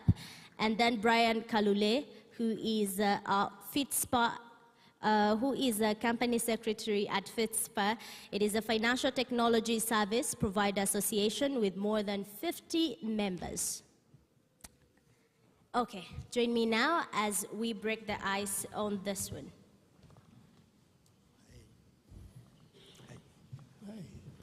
If you don't mind, if you just don't mind, can someone take up this seat here, and so that I cannot spy your seat? Thank you so much. I appreciate that.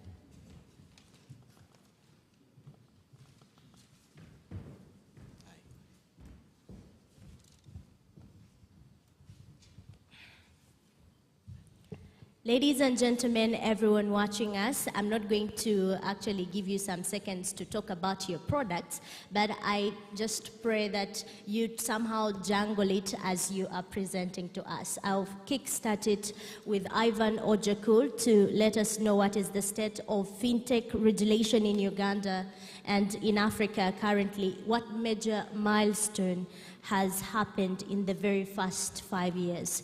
Ivan Ojakul. Thank you. I think it's on.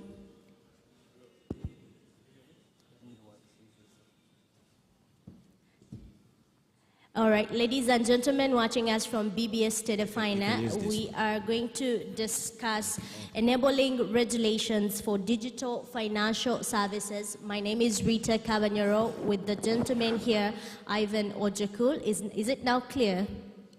Can you hear me now? Thank you so much. We can hear you loud and clear.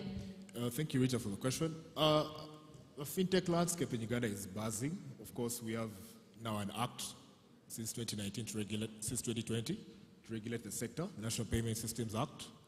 And we have a proper regulator established by the act, which is Bank of Uganda. There is a lot of activity in the market, with a lot of venture capital coming in. We've been hearing of all these deals happening, not only in Uganda, but across, the likes of Web, Paystack. I think Stripe invested a huge amount about 2 years ago in Paystack, the Nigerian fintech, likes of Cheaper Cash, Flutterwave, etc. So it is buzzing, undoubtedly, and regulation seems to be taking shape. Whether or not you agree with the regulation is another discussion for another day, but there is now a proper law, and the sector is buzzing. On the continental landscape, I've mentioned already that sub-Saharan fintech like Flutterwave, Cheaper Cash, Eversign, etc. have made a lot of inroads.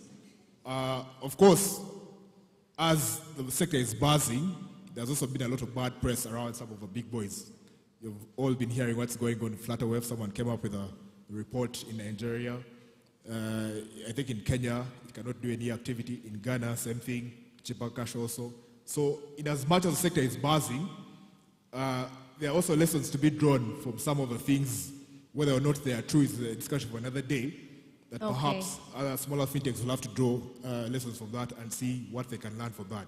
As far as Africa is concerned, again, there's something called the African Continental Free Trade Area, and under the African Continental Free Trade Area, a Pan-African payment and settlement system has been mooted in conjunction with Afrexim Bank that should be able to enable cross-border payments in local currencies. someone had mentioned that it's quite expensive and quite, I think it was you, the moderator, that your payment delayed Yes. because you're using a Visa card. Now what PAPS, as it's shortened, in its abbreviation is called, is going to come and help make those payments instant, because Visa is not African, Visa is somewhere in Europe. So perhaps Just a second, Mr. Ojeku, sorry to interject there. I'm going to get back to you on that particular same point. I'm just trying to play around with time. Let me cross to Brian Kalule to speak to us about Uganda and how it has rolled out so far the National Payment Systems Act and how it has impacted the industry. If you could share with us the positives and the negatives within 2 minutes, strictly 2 minutes. All right, thank you.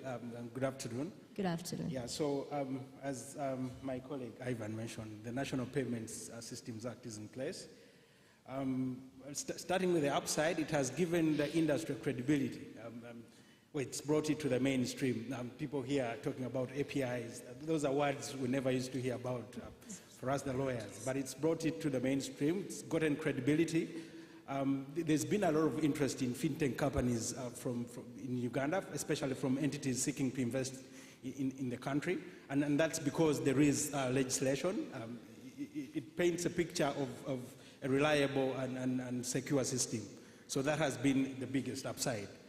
But of course, there is always a downside, and sitting from the view of FITSPA, where we interact with these fintechs, is that it has increased the regulatory cost. All the things take money. You need, for instance, if you make an application to BOU to get a license, they will ask you get more shareholders, get more directors, hire what they call key functions, hire a risk person, hire compliance. You know, all this is money because these are people who are going to have to be paid.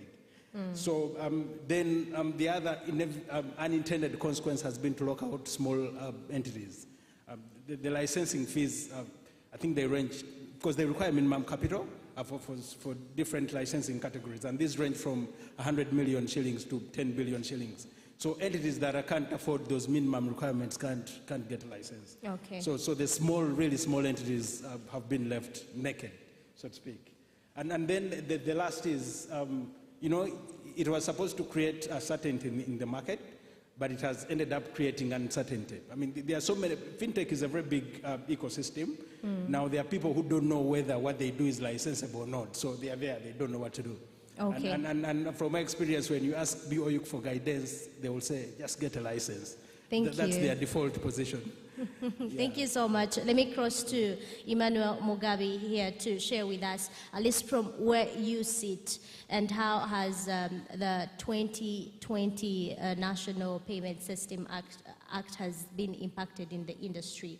And from where you sit, are we ready for the National Payment Act and where the industry is? Are the players ready as well? Do we need regulations anyway? And how the qualifying of submission comes in, if you could share with us. Thank you so much. Well, it has so many angles to the question, but yes, Brian has really talked about the Payment Systems Act, and now it has been rolled out. Were we ready for the mobile network operators who are already doing mobile money, the likes of MTN, Airtel, AfriCell, before they left? Those were ready because they already had those functions, risk, compliance, legal, so those were very ready. The challenge came into the innovators who know how to code, how to deliver a product, how to market a product, and now they had to meet this new set of requirements that they had never interfaced with in their business planning. So there was a bit of a challenge. When I last checked Bank of Uganda, maybe Brian will confirm this, but the list, currently Bank of Uganda says they've licensed about 22 fintechs, so either providing a payment service or a payment platform. But from different reports, even in this room I'm seeing so many, we have over 70, 50 plus upwards of people in the fintech space. So that means there's a challenge, there's a gap in knowledge and skill. Is it relevant? This is what I have to say. Bank of Uganda sent out a report for the financial stability for March 2022 for March 2021. And if you look at the amounts in there, debit card transactions were over 1.2 trillion. Mobile money transactions in that same period were above 145 trillion. Crime affecting the sector was over 4 billion in 1 year. So you can see there is 1.2 trillion for credit card. People who use POS, internet banking is much less, about 800. Then you have this high figure, 145 trillion, mobile money, and then back down. So this shows you that definitely the regulation is required because this is people's money. Thank you. There has to be an oversight to make sure that there's accountability, there's responsibility, but most importantly, there is safety and efficiency when it comes to trust of the payment systems that we are using. Thank you so much. Let me cross to James Mukasa. As a startup into the ecosystem, what are your views about regulation regime? Is it a pro or anti-fintech? Do we see, does, these answers qualify anyway, even as a startup, please? All right, thank you so much. Good afternoon, everyone. I recognize God here with us. So, first of all, the regulators talk about cashless economy. Mm-hmm. There is no cashless economy without financial inclusion. There is no. And the only people or the only organizations to do that are the fintechs. But then there are tight regulations that lead to so many fintech companies work in the dark, which in the end bring a lot of trouble because there are fines on working in the dark. And you see, these regulations have been here for so many years. Just that a country like ours had never taken an initiative of coming up with any. And this is not new to the rest of the world. It's only new here. Uganda is a startup itself, and she knows how hard it is to start. So now, I think when they were putting up regulations, like they did not ask me, they did not call me, so I do believe they actually might have asked the big players in the market, which is not the case here. Because we're starting up and they are copying from Nigeria or maybe Kenya or maybe Tanzania on how they're regulating. Of course, we need regulations. They're very important because they safeguard the transactions and people make payments. But I think they should have set aside regulations for fintech companies because fintech is new here. Even if it's 20 years ago, it's still new here. So they would have said, because companies come like, let's say, Wave or Cheaper Cash with hundreds of millions of dollars here. So the regulations that have been set are for everyone. And most especially, they are kicking us out of the market. Okay. When I'm to put this on a graph of 100, then we have pro and anti-fintech. Then anti-fintech is about 40%. They're trying to put up all these regulations to kick us out of the market. It's very sad. So what we need to do is to sit together and find out what the challenges that we are facing so they can set up regulations depending on that. Okay. Thank you so much. Ladies and gentlemen, you can still continue watching this particular panel and everything happening here that is using Hi People on its platform, YouTube, Facebook, and Twitter, as well as Met Media. It is also streaming on the social media platforms. Do not forget to keep the hashtags going on Twitter because there is a prize to win. I'm going to get back to Ojaku. I know there has been a lot of rush at the beginning. I had my reasons, but I promised that I would get back to you to accomplish your point. It's the time now. Okay, I was talking about there's a unique offering at African Union under the AFCFTA. I hope everyone has heard about the AFCFTA right now. If you've not heard about the AFCFTA right now, please, I don't know what you're doing living on Earth. So they partnered with the bank, Afrexim Bank, on something called the Pan-African Payment and Settlement Systems Platform, something like that. So basically, it's other than you transacting through Visa or any of those international payment platforms and systems, they're now creating a localized Pan-African system through which, for example, if I'm transferring money to someone in, what's the Zambian currency, Kwacha, I use my Ugandan shilling here, and they will receive the money instantly in Zambian Kwacha. There's no dollar involved anywhere, there's no euro involved anywhere, etc. And perhaps that could, and I was saying perhaps that could help in answering some of the problems that you had when you transacted using Visa. And I think it was the gentleman from Centenary Bank who explained that it was because Visa is located elsewhere. And it wasn't about the machine getting spoiled. Yeah, so, well, I don't know, but perhaps all those controls that have the money has to go through before it eventually comes to you. So we cannot rely from the fact that the economic system of the world is not African, it is run elsewhere. And those are some of the avenues through which the white man still colonizes us in one way or the other. Okay, thank you so much, Ivan Ojaku. For now, let me cross to, this goes to Emmanuel Mugabe and James Mukasa. I'll kickstart it with Mugabe to tell us how are the fintechs licensing and regulatory approaches undertaking on across the sub-Saharan Africa impacting financial inclusion. Also, is the regulation quickening or delaying financial inclusions? And if there are any reasons, why do you think so? Emmanuel. Thank you so much. So what's happening in Uganda is almost the same that's happening in sub-Saharan Africa. And that was set by the basis that fintech involves a lot of technology, and then trying to match that with the existing traditional controls around finance and bringing the law. Like Brian has mentioned, now lawyers understand APIs, they understand all these things, because it has brought it to the front light. So what's happening in Uganda is actually the same that's happening across different parts of sub-Saharan Africa, with previously it was a regulator a fintech dealing with so many licenses. You'd have to go to, in most cases, it's a communications regulator or the technology regulator, then you go to the Financial Intelligence Authority, then you go to the central bank, then if an insurance, then you go to another. So it was a mess, but now we're seeing movement unifying it towards the central bank in those countries, harmonizing the regulation to make it much easier for fintechs. Number two, the best thing for regulation for a normal person is to know that you've had this advice where they're saying, please bank with, at the end they say licensed by Bank of Uganda. Or you've had an advert licensed by Uganda Communications Commission. So when you hear that as a user, there's a bit of trust that I can use this platform. The app won't disappear, the website won't disappear, I can trace what happens. So if trust is very important in any economy. If there's any deficit, then there will be customer flight. So it's, in a way, it improves digital inclusion. Number two, the Payment System Act actually has a bit of, not a bit, a strong part where it supports innovation.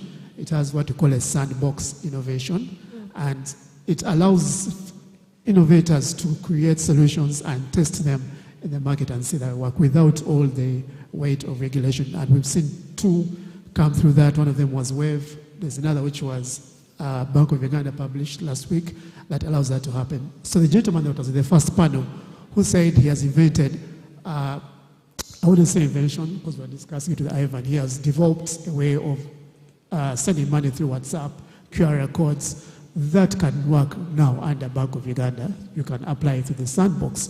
So that's we're actually going to speak about the sandbox in a little bit. Maybe you give it so your I'll just summarize and say submission that, there. yes, the innovation is allowed and in a way that makes it easier to scale, get to market, and support more people getting into the digital space. Thank you so much. James, may we have your opinion, please? Thank you so much. I'm off. Oh, thank you so much.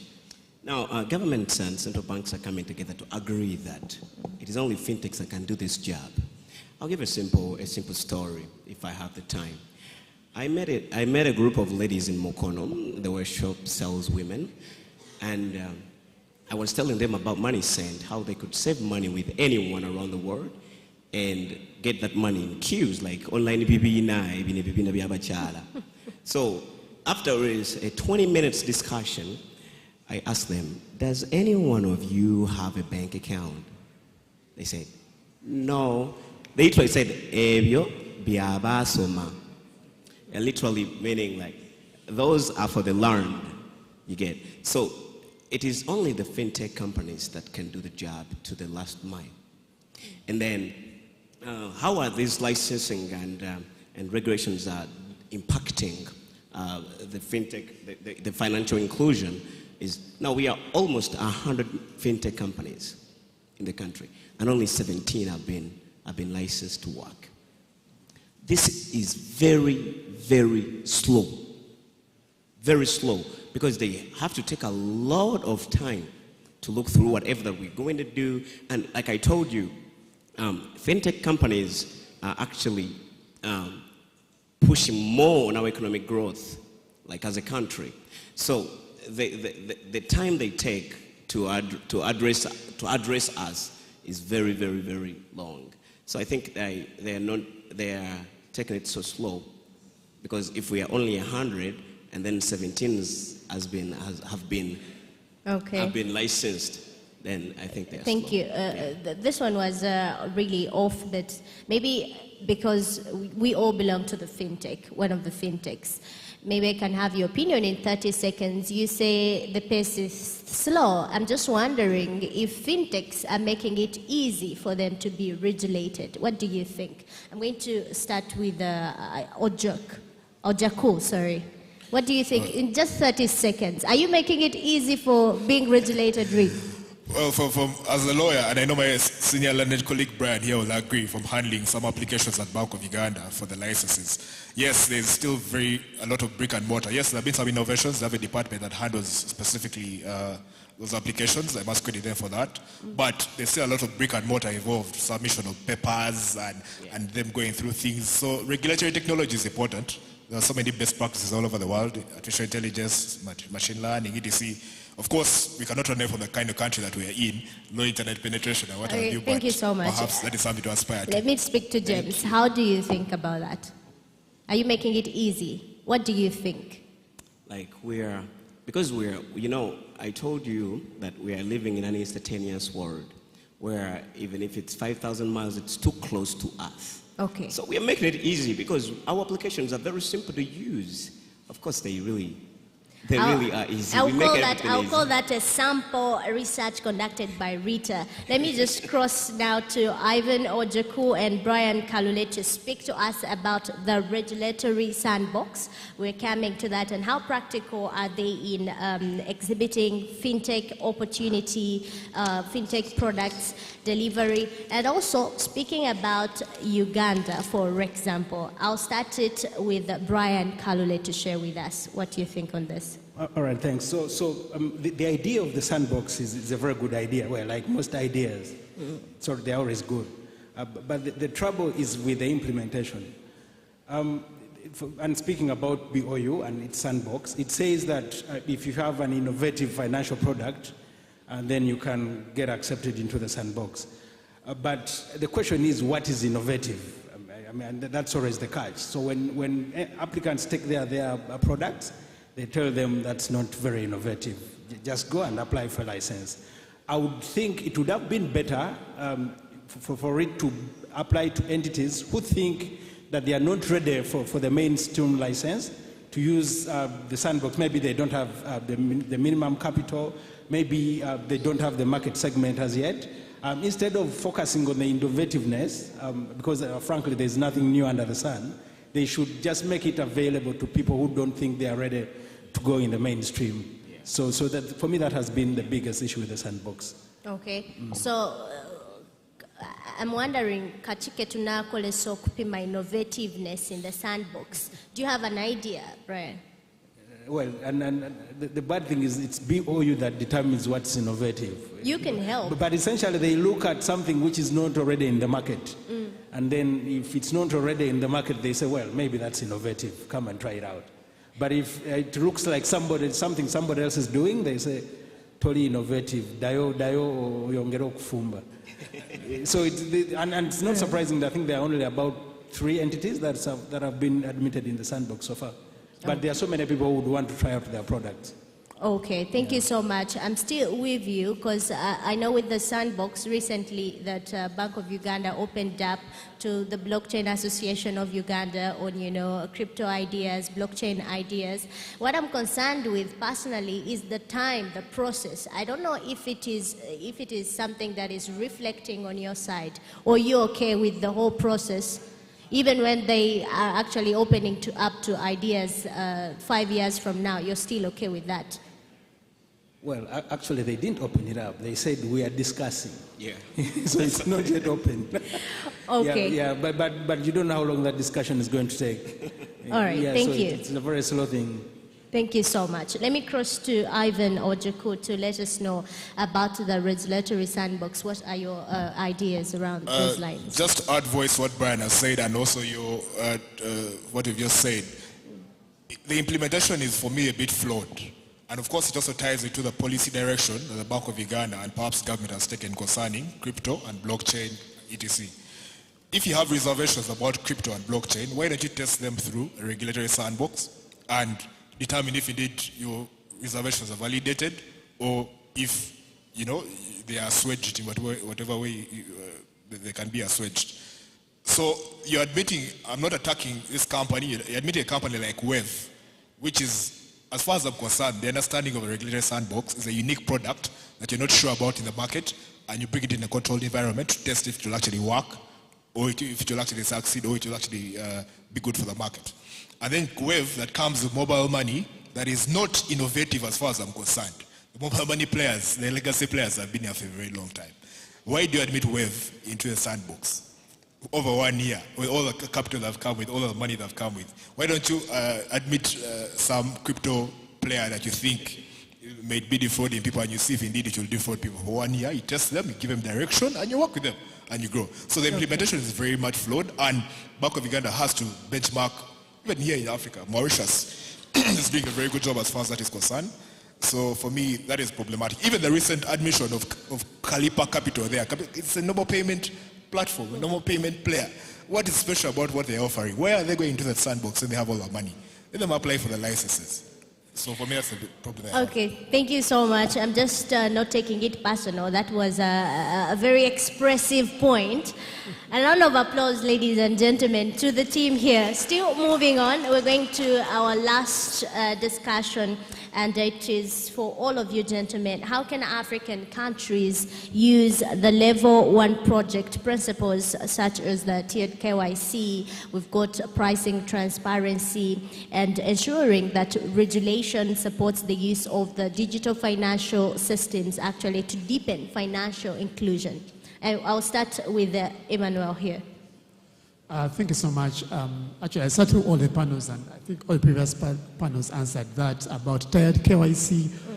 In Uganda, it's a bit of, there's a minimum base that you have to consider, and for most people under in the payment space, identity is tagged to the national ID. So if somebody doesn't have a national ID, then you can't, it will be high risk to continue and onboard that person. So for tiered KYC in other countries, it could be as simple as your pastor writing a letter and say, I know, so and so, please open up an account for them. That's for very low value accounts. But for Uganda, the baseline has been set as a national ID. So you can flex on any other thing, but the baseline has been set. When it comes to the transparency, yes, that's a principle that definitely comes into play for fintechs, which will also, if there is opaqueness about payments, it will affect how people use your platform. So if there's more transparency, and we have this already embedded within the regulations that we're doing.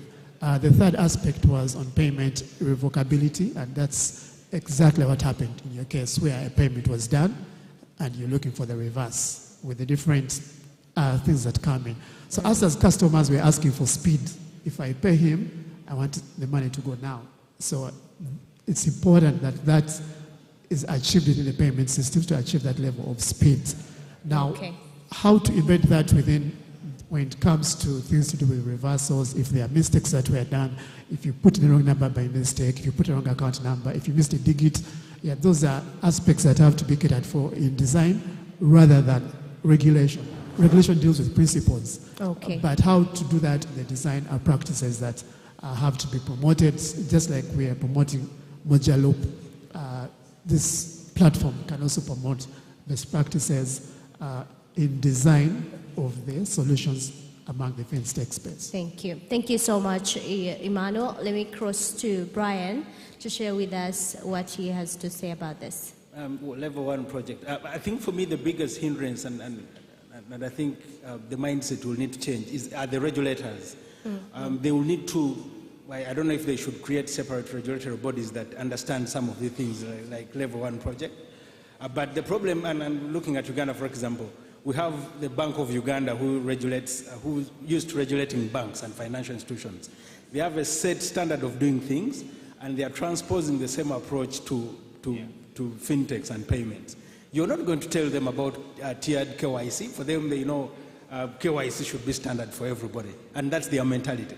So I think it needs a regulator who is going to come in and who understands the mobility of fintechs and the goal of financial inclusion and things like that. But there has to be that mindset shift. Otherwise, this will remain a dream.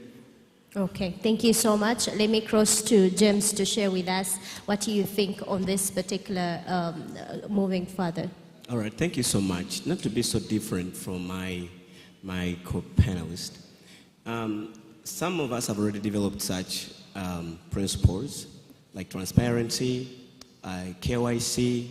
But of course, like he has said, if you don't have a national ID, you cannot transact. And it becomes very hard because now getting a national ID will take you about 3 or even a year, because I registered for mine in 2014 and I got it this year.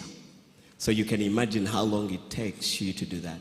So I think, like he said, we need a body that is there to, that is well versed with financial technology, with fintechs, so that, yeah, we can proceed with them. Okay, thank you so much. Well, like you said, you registered in 2014. I bet you're soon going back to register for the electronic one. Okay, let's move to Ivan to share with us in less than a minute, and then I see if Nicholas has got questions. I'll reiterate what my colleagues have said, and just for me, and a good thing Brian from FITSPA is here, just for more and more lobbying from industry groups, but also importantly, as a player in the market, just keep on moving ahead. The regulator will catch up eventually, as simple as that. Okay. Because, for example, they've had that eKYC project on their books for a very long time with a company called Laboramus, and up to now, I do not see anything as far as implementation is concerned. So just keep on moving ahead, and the regulator will eventually catch up. Thank you so much. Nicholas. I thank you, Rita, for hosting this very educative panel around regulation. Rita Cabanyolo is from 901 Studio. She has done a great job today. Emma is from NITA Uganda, National Information Technology Association of Uganda. They do a lot of work in technology. They are doing amazing things, but of course they can do better, just like all of us. Brian is my clanmate. He's called Kalule, and I'm called Kalunji. So he's my clanmate, my brother per se. He's the Secretary General of FITSPA, the Financial Service Providers Association of Uganda. FITSPA has over more than 50, 60 members.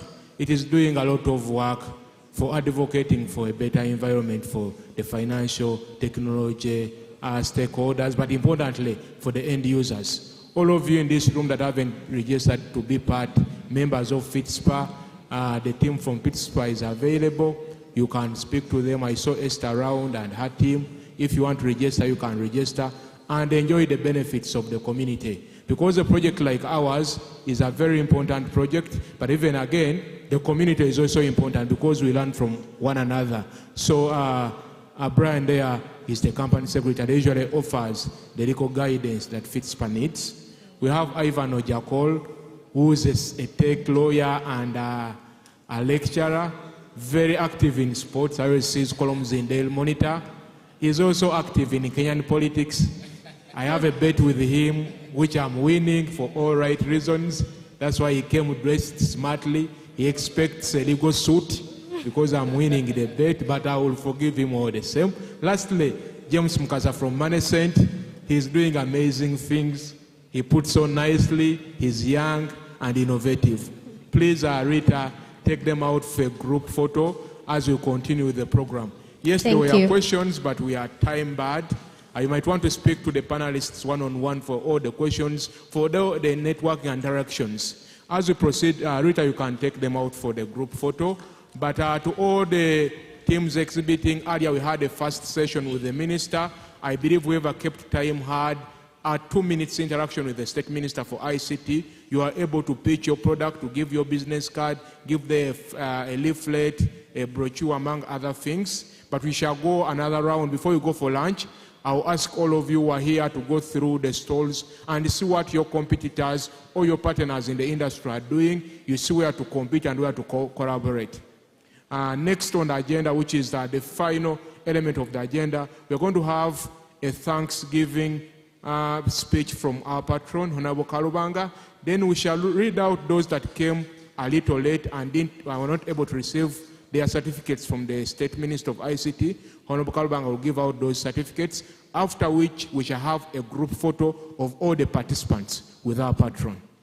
Allow me to take this opportunity to invite Honorable David Kalubanga to give closing and Thanksgiving remarks on behalf of High People. Thank you very much.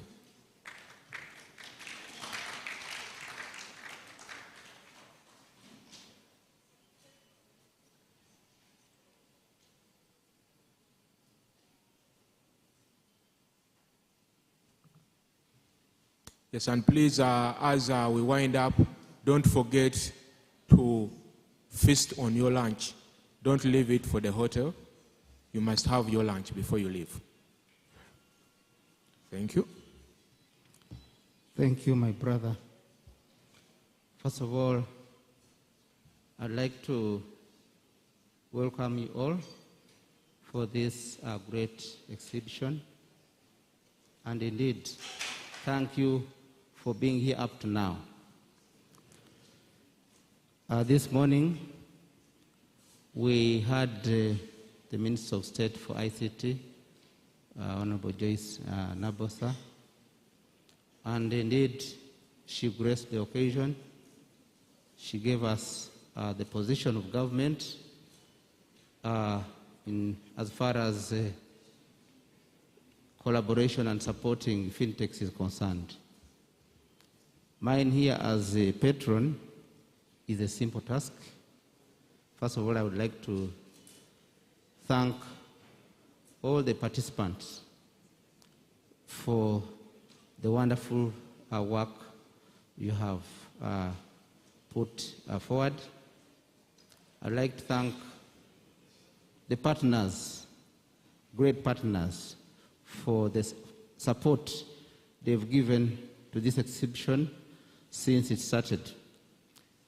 The over 47 FINTECHs which have participated, we really say thank you. And indeed, your role is recognized. We've had the panelists here. The only problem I have with the panelists, you've remained at the top level there, and I think you forgot that we are being watched all over through BBS Telefina and other media outlets. You are professionals, but we want this message, the knowledge you have, to go to the people down there who are watching. And I think next time you try to simplify things for us who are not gurus in the FINTECHs. Indeed, I would like to thank the organizers, the CEO, High People, the CEO, Innocent, and your team. You have really been great. You were recently voted as the #1 promoter, I think, and indeed that was very good.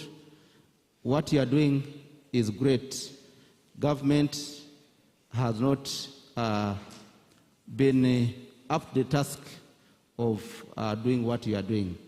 Indeed, on that note, I would like to call upon you to further promote the collaboration between the different FINTECHs with government. I know the Financial Payment System Act 2020 was passed, and the regulations, you should be keen, all those who are in the FINTECH industry, you should be keen to look at the regulations, because these ones, after the act, the minister sits down to look at the regulations. You need to see how they are impacting on the industry and how they are supporting your innovations. Like I've always said, government has come out to support all those innovations, because indeed you supplement government efforts in many ways, service delivery.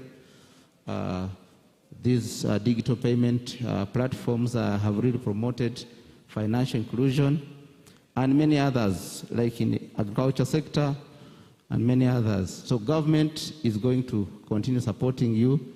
The government has set up an innovation hub, and indeed there are funds which are set aside to give to those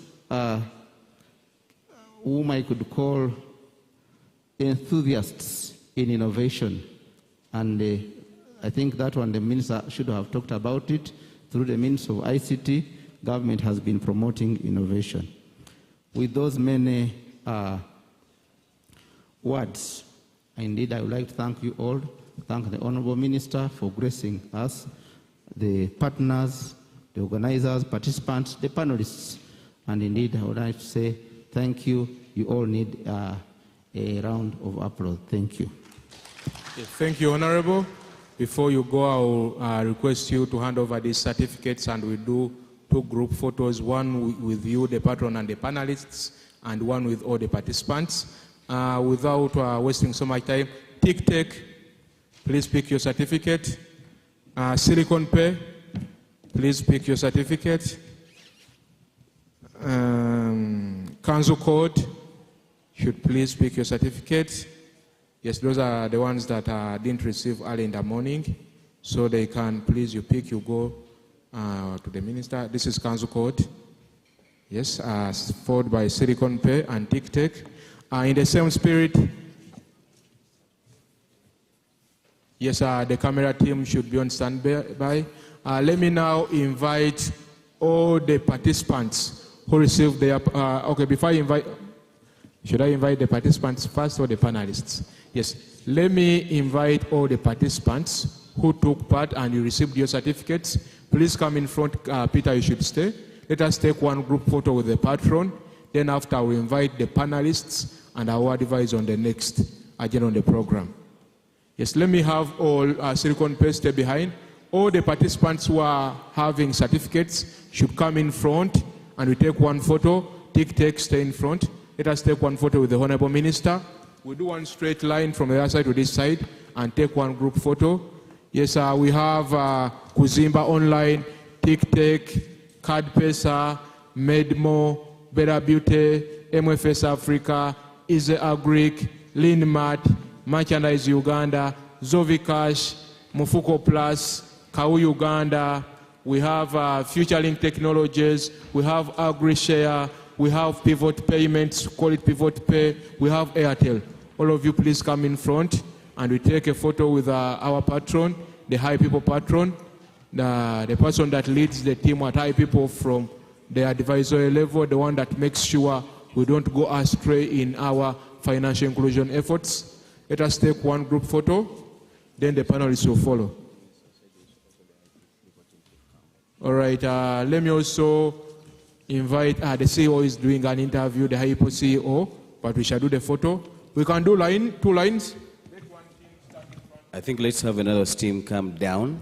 Yeah, come down, then another one, as some of us get closer. Yeah. Others let's have be down and then the rest be more people down so that we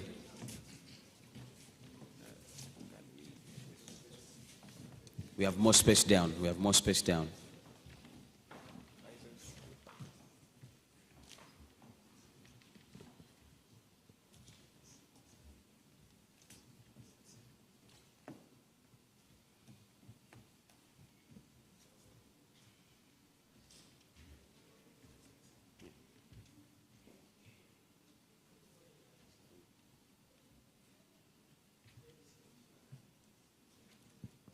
Lord Mayor, also please join the photo.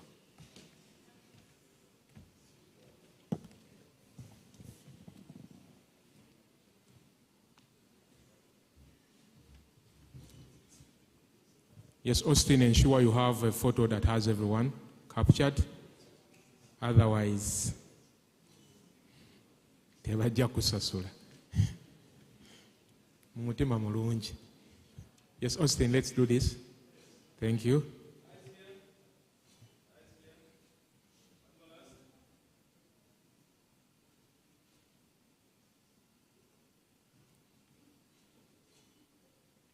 Yes.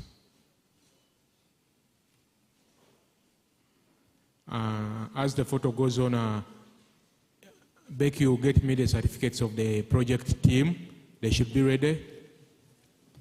Yes, we are done. Let me have a photo of all the panelists that are still around. Let's have a photo with the patron. A photo with the panelists.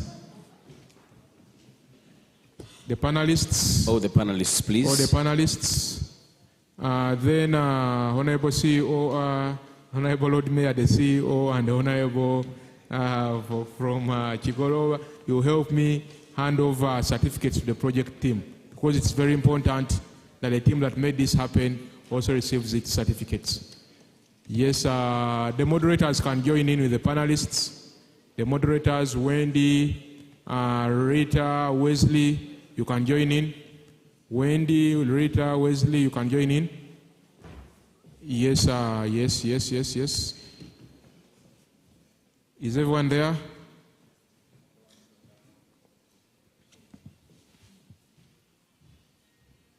If you can't capture them all, Wesley, they can again, some can stand in front like you did in the other one, so that you have everyone. Perfect. Thank you. Thank you. Thank you. Thank you. Wendy, you are missing. Let us do one photo. Wendy came late. She's a princess. She takes her time. Wendy, one photo. Yes.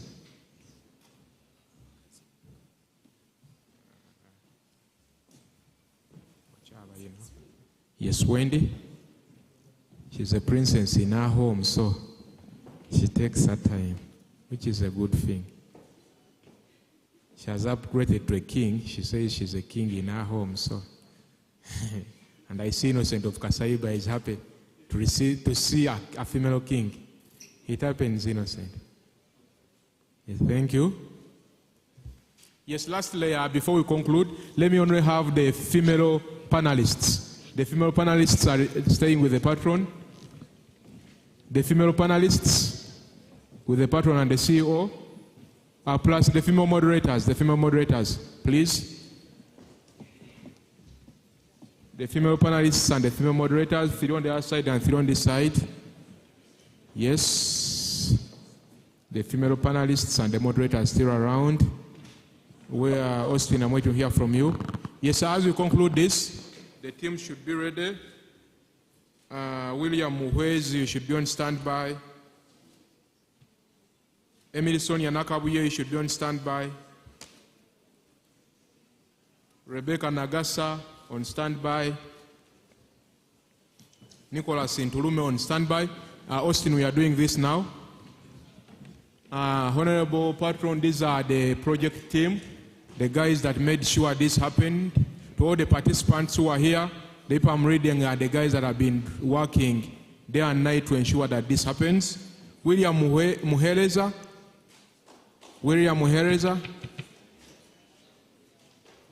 Emily Sonia Nakabuye. Let us try to keep time. Yes, Emily is coming from behind there. Rebecca Nagasa, if you are here, you go take a photo with the minister, with the Honorable Member of Parliament. That is Rebecca Nagasa. Rebecca Nagasa is our events coordinator and our manager ground activations. Emily Sonia is a trainee with High People. Emily Sonia Nakabuye. Ntulume Nicholas. That is Emily Sonia Nakabuye. Ntulume Nicholas is our engagements manager, community engagements manager. In some organizations, they are called digital managers. We call them community engagement manager. That is Ntulume Nicholas. We have Lawrence Waswa. Hidi Businje. Give me. Maria Vivian Awori. Maybe some are out still working. Maria Vivian Awori. We have Nicholas Kalunji, who happens to be me. Stephen Kimuli. Stephen is our I don't know what word to use because he's a very technical person, but he's our creative director. That is the simplest I can say. All the designs you see here, all the branding we use, all the TVCs we do, he's the guy behind them is Stephen Chimuli, very creative and innovative, to say the least. Shout Neza. Neza Shout. Neza Shout is our FINTECH events manager. Yes, here is Stephen Chimuli. He's a fairly shy guy, but very creative on his Macintosh. Yes, our Neza Shout here is our FINTECH events manager, and this is our event. So if it has been successful, it's all thanks to her, because she has done all the work herself with us supporting. That is Neza Shout. Kevin, no, where's Kevin is certificate? Derek Kasasa. Derek Kasasa.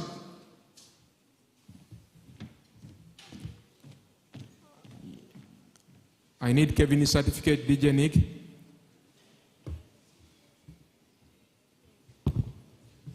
Derek Kasasa. Derek Kasasa, your certificate should be there. Doreen Namfuka. Doreen Namfuka.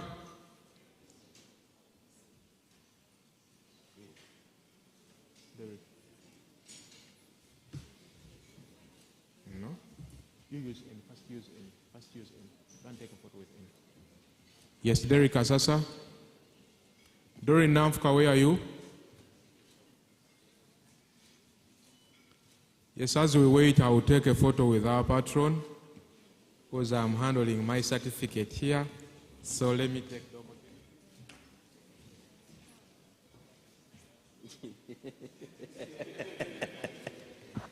Kalunji Nicholas, CEO.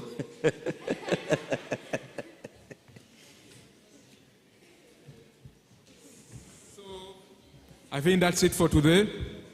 Yes? Doreen Namfuka. Doreen, please. Give her any certificate. Eh?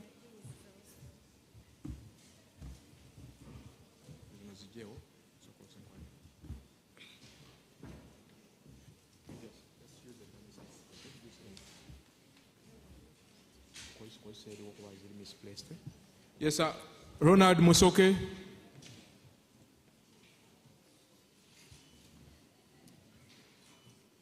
Bryce Akampurila. Let's leave it there. George Kasacha. Yeah, we are quite a big team. Kevin Oloya Otim.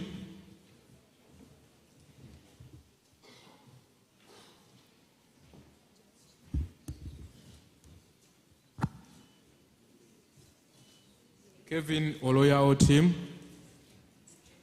James Wesonga. James Wesonga.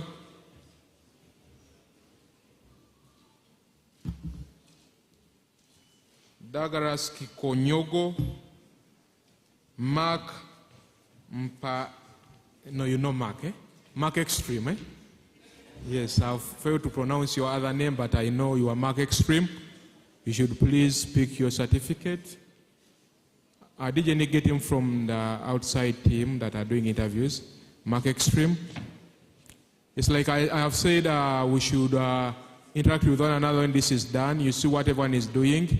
Before you go for lunch, we have like 5-10 minutes to do that. Share a business card, leave your number behind. We are just waiting for Mark Extreme and call it a day. Mark Extreme.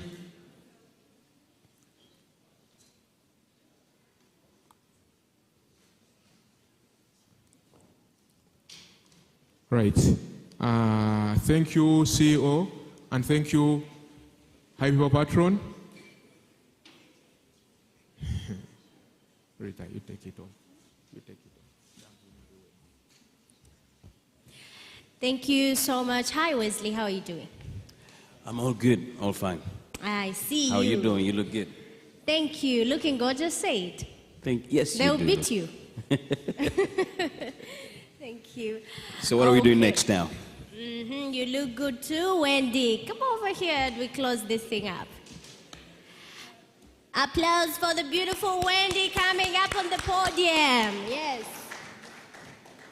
There is a microphone there. Wendy, you can take, I can give you anything, you know, just sacrifice. So take this.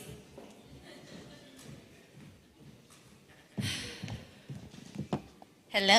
Yes. Hi. How has been the day? Ladies and gentlemen, we're coming to the closure for this beautiful, insightful, interactive day. You see, people are taking selfies. What have you got? Just seated there alone, not even, you know, passing on the number, not even going to explore a product or service behind. What's up? All right, ladies, gentlemen, all the gentlemen in here, please can we clap for these beautiful ladies for being amazing moderates today. Thank you very much. And of course, the future is very female, by the way. Yes, So, and yeah. the 40 days, 40 fintechs does not stop here. It continues to reflect on the participants, because what I know about high people, it follows up on what you are doing. So do not be reluctant, but also next year is another year, and from what I know, projects are huge coming up. Thank you so much for being part of this. My name is Rita Caballero.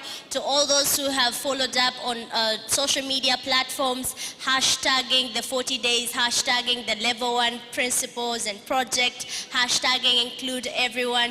Thank you, Austin, for the pictures. Met Media, hi people. I'm signing out for now. I'm going to give it to you, Wendy. I don't know what you're going to say, but you looked nice and beautiful today. Thank so you very happy, bon appetit, how do they say in French? Bon appetit, yes. Bon appetit to everyone from here. Wendy. Thank you very much. Thank you so much.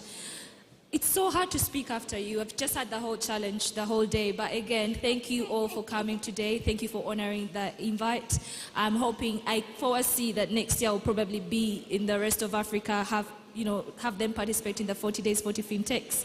So Innocent, I hope we'll be 80 fintechs registered here.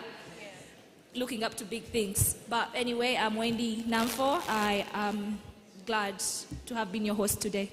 Thank you so much. Now to the king of radio, Wesley. Well, personally, I'm very grateful for everybody who's actually come here today. And how about we just decide to take in all the information that actually we have got today to the rest of the world, and also encourage other people to actually join. And across the continent, hopefully next year we'll have more countries join into the 40 days, 40 fintechs. Like this year, we've managed to actually have other countries from the East Africa be there.